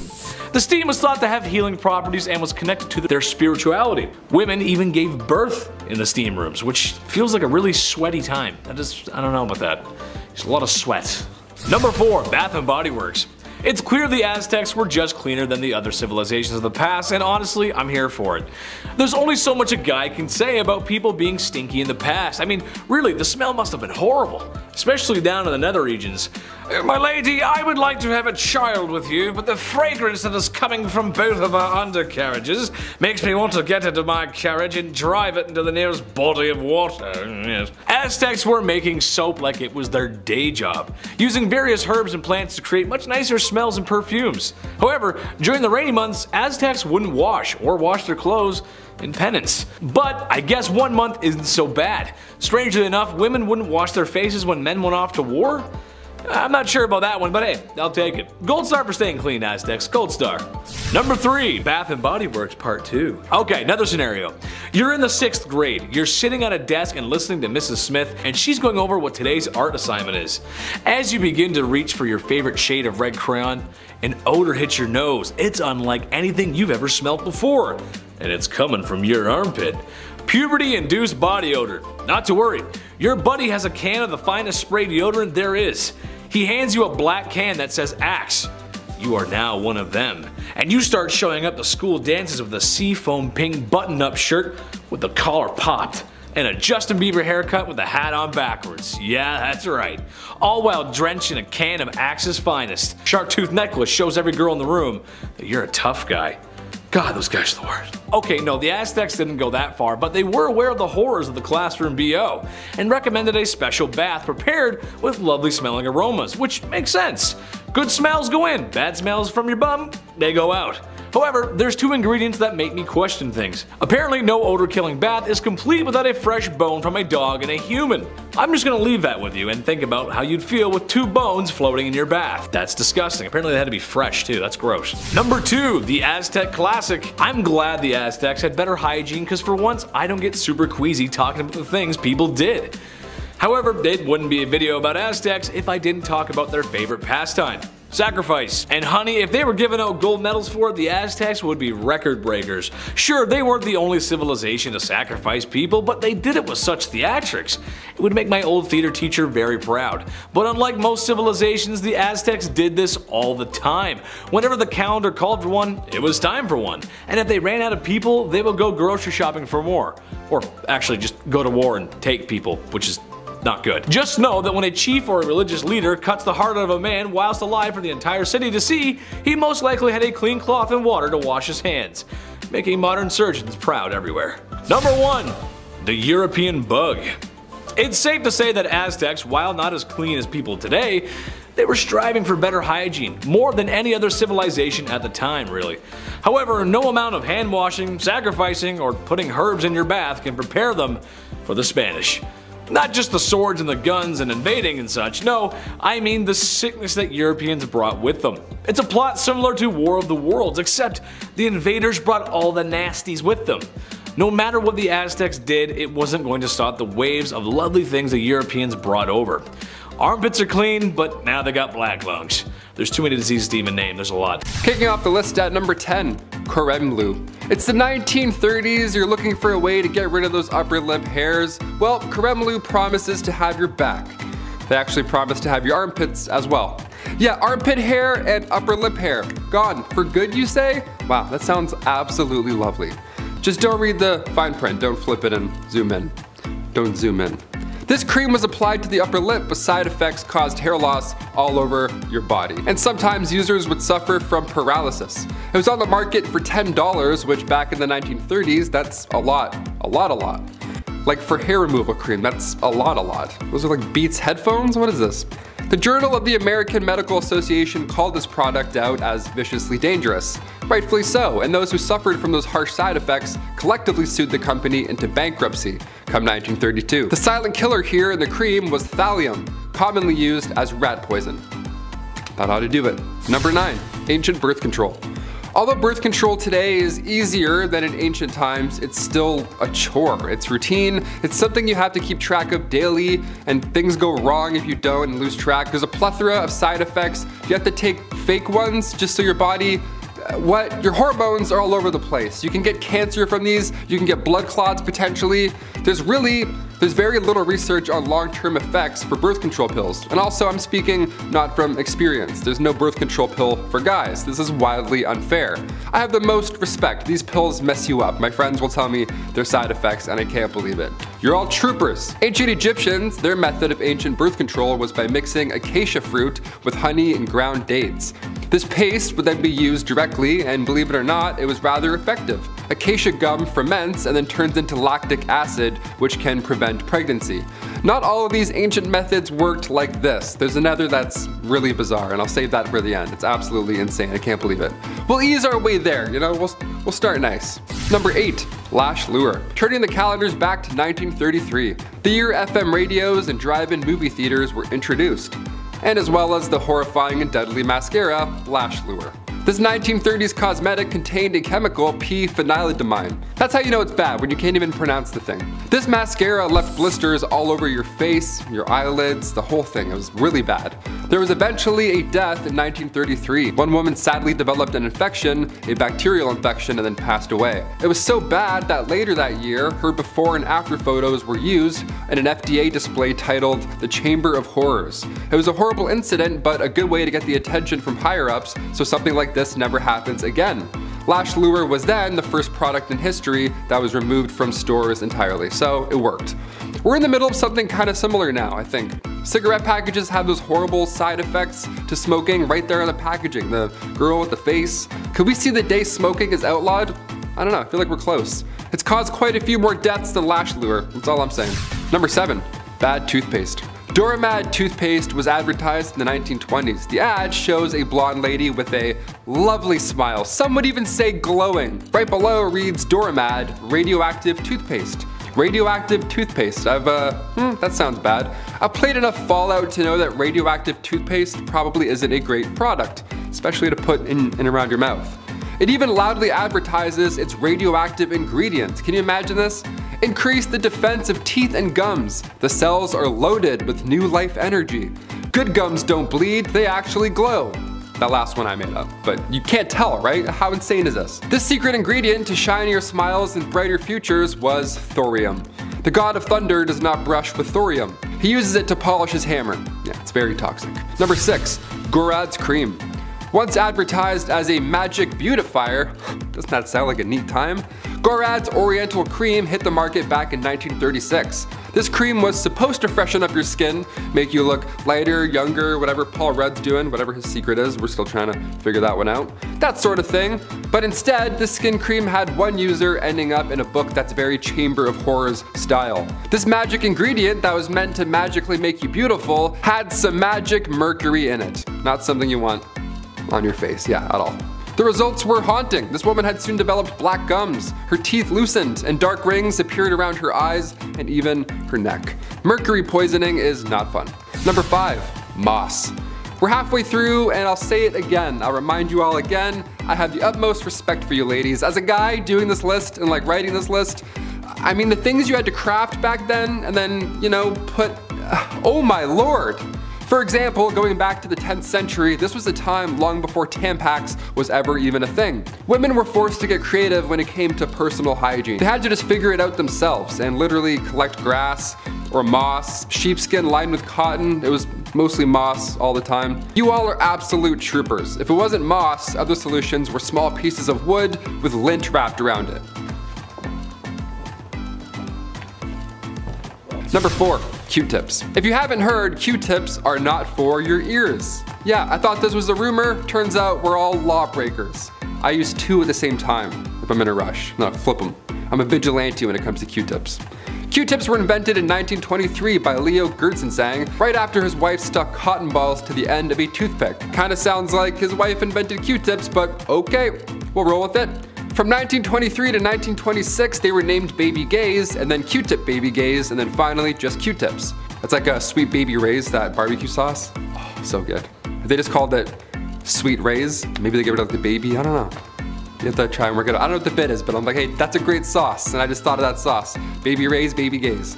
Back in those days, Q-tips were dipped in boric acid, and they were intended to sterilize wounds. Yeah, and we're just out here like,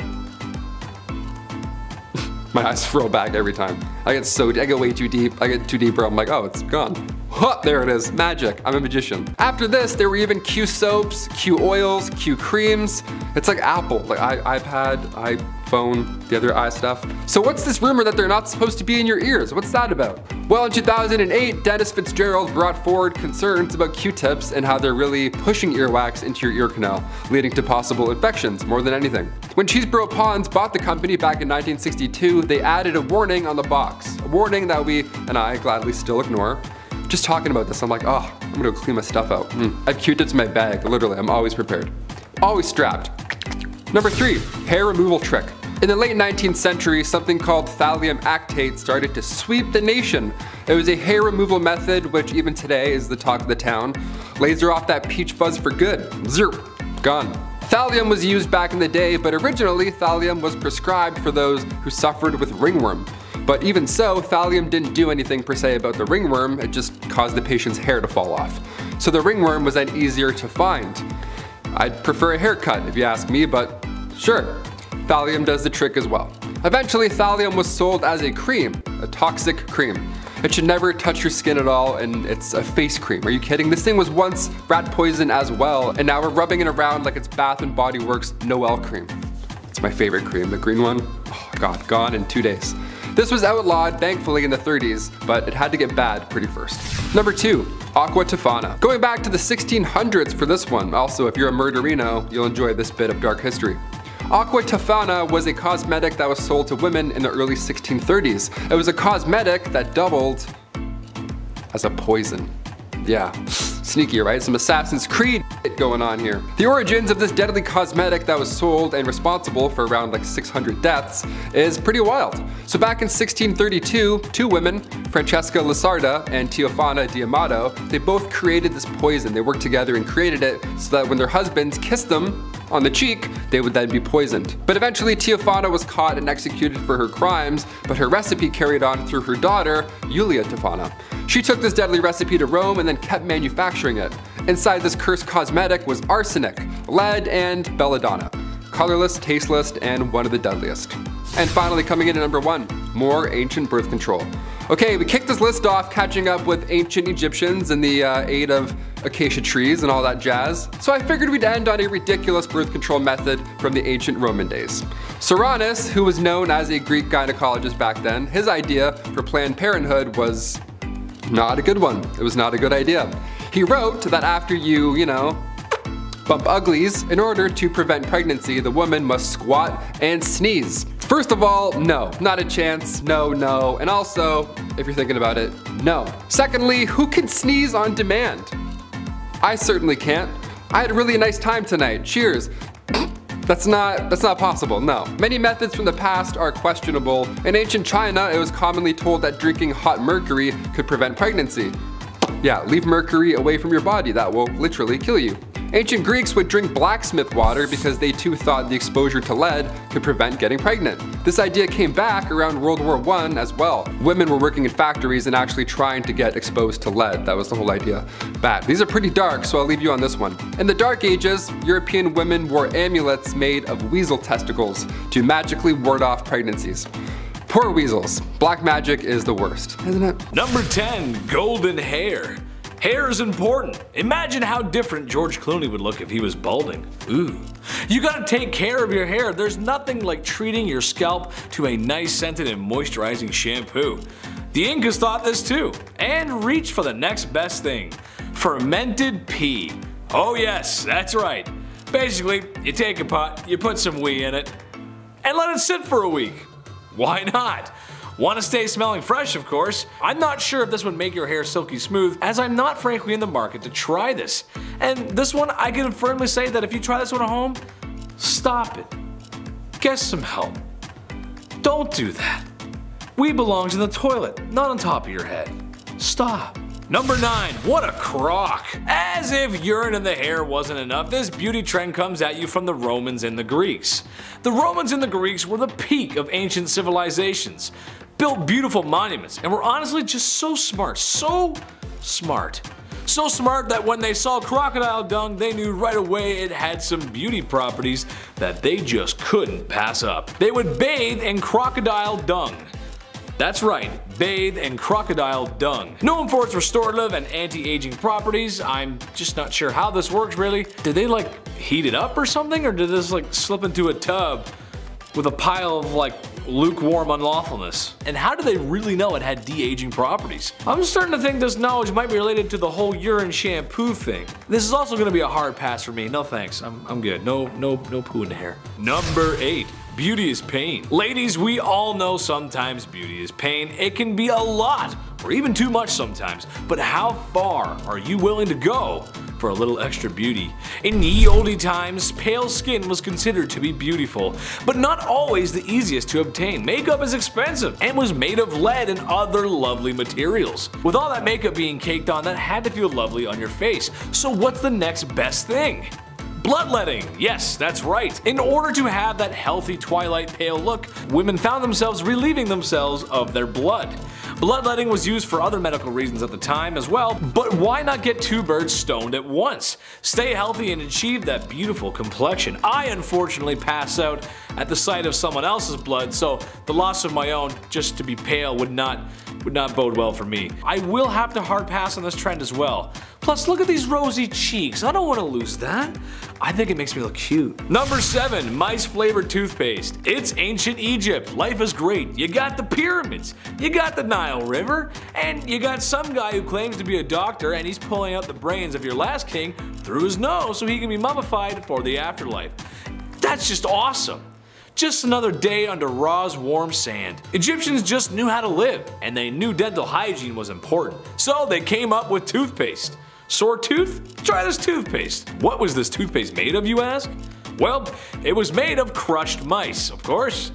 Oh god. I mean, here I am thinking that just some herbs crushed up with some water would be fine to eliminate bad breath, but after all, having nice teeth and nice breath is sexy. So the Egyptians took some mice and they crushed them up with other ingredients in what must have been the most foul and rancid concoction this side of the Nile River. Just go ahead, put that goop in your mouth. You'll look okay, you'll look great after. Oh, just brush it on there, smells great. Oh, that's amazing. Number 6, pearly blacks. Here's another beauty trend brought to you by the horrifying things we as human beings can do to a mouth. In Japan, there's a practice called ohaguro, which just translates to blackening of teeth. Japanese women would essentially, over time, dye their teeth black. Another dual purpose, as it was thought to preserve teeth in old age, and was seen as a sign of beauty. Something that separates humans from beasts, or so they thought. The dye itself was similar to some inks, as the process involved dissolving iron, vinegar, and some oils. After this process, a concoction is made that is a non-water soluble and acts like a dye when applied to the teeth. Yet again, as a semi-charming internet host, I am going to pass on this opportunity. Plus, who am I to judge? Japan has given us lots of fun stuff, lots of great stuff. They're awesome. Mario, Zelda, Little Mac? Basically, I'm a Nintendo nerd, so I can never speak ill of the land of my favorite games. Even if the whole black teeth thing only ended like 150 years ago, which, when you think about it, isn't that long ago. Number 5, rationing legs. World War II was a war fought everywhere, and that includes at home. Go ahead and ask your grandparents what it was like. It was only a nickel for a bus ticket, and the movies had newsreels, yes. It's 3 o'clock and I'm ready for dinner. See, that's what they say. Go ahead and ask them, they'll tell you. Well, okay, Grandma, but on a serious note, people had to ration food for the war effort. They also had to ration other goods that you might not expect, like ladies' nylon stockings. In Britain, nylon stockings were all the rage, but the materials for such were needed for the war effort. So the Gravy Browning Company came up with a bright idea: just paint your stockings on. Some women actually did this, and sometimes would even draw on the seam with an eyebrow pencil just to make it look like the real thing. Ooh. However, I just cannot see this being a great idea. I mean, it rains a lot in Britain. Would it not just wash off? What if I get sweaty running for my bus because I'm late for work? Yup, this is another one I'm just gonna have to pass up on. I'm sure the pain was 100% safe for body application as well. It probably wasn't. Number 4, bad hair days. Alright, this one is generalizing, but hear me out. When was the last time you thought about haircuts in the past?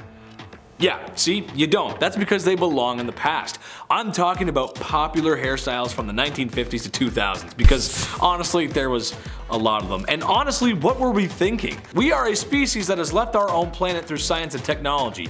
Yet, we come up with hairstyles like the beehive, the mullet, everything in the 1980s. And the most heinous, atrocious hairstyle ever, frosted tips. Sorry, Guy Fieri. The list goes on, but my point is people fully went out in public with these crazy hairstyles. I, myself, may or may not have sinned and maybe had frosted tips at one point in my life. I maybe had a button-up shirt with a blue hot rod flames on it. But I'm not gonna tell you the complete truth. After being a part of this trend, I can firmly say I no longer want to participate in any more bad hair days or blue flamed shirts. Number 3, you do what with my wee? Back to the Romans again, and back to the pee. At least the Incas were keeping it outside the body. I guess. Romans wanted a clean mouth, and there wasn't any minty fresh mouthwash to reach for. So, what do you use? Wee. Lots of wee, specifically Portuguese wee. It was just the most sought after. Now, I'm not a doctor, but I feel like there was more wine drinking than water drinking in Rome. More than people would like to admit it. So, if that is the byproduct of all that wine drinking, and you're giving that a swish in your mouth, well, all I can say is I'm just gonna give that a big pass on playing spin the bottle. Number 2, my little weight loss friend. Okay, I get it. It makes perfect sense. The numbers add up here. But all I'm gonna say is, the chief knows medicine and he said this is a hard pass for me and it ain't it. If you want to shed that extra winter weight and be beach body ready with minimal effort and still enjoy deep fried chocolate bars, then you have only one thing to do, and that is swallow tapeworms. Where a tapeworm will grow inside your body and help eat those unwanted calories. Trouble is, you can get very sick, and if the tapeworm attaches itself to something that is, well, vital for your living, you're going to have a bad time. You'll get sick. Just don't do this one, please. Don't swallow tapeworms, please. Don't do it. Number 1, I spy some great complexion. Arsenic cookies. I'm just gonna be blunt with this one. Women were eating arsenic cookies for their complexion. You could straight up just walk into a Sears in 1902 and just buy some.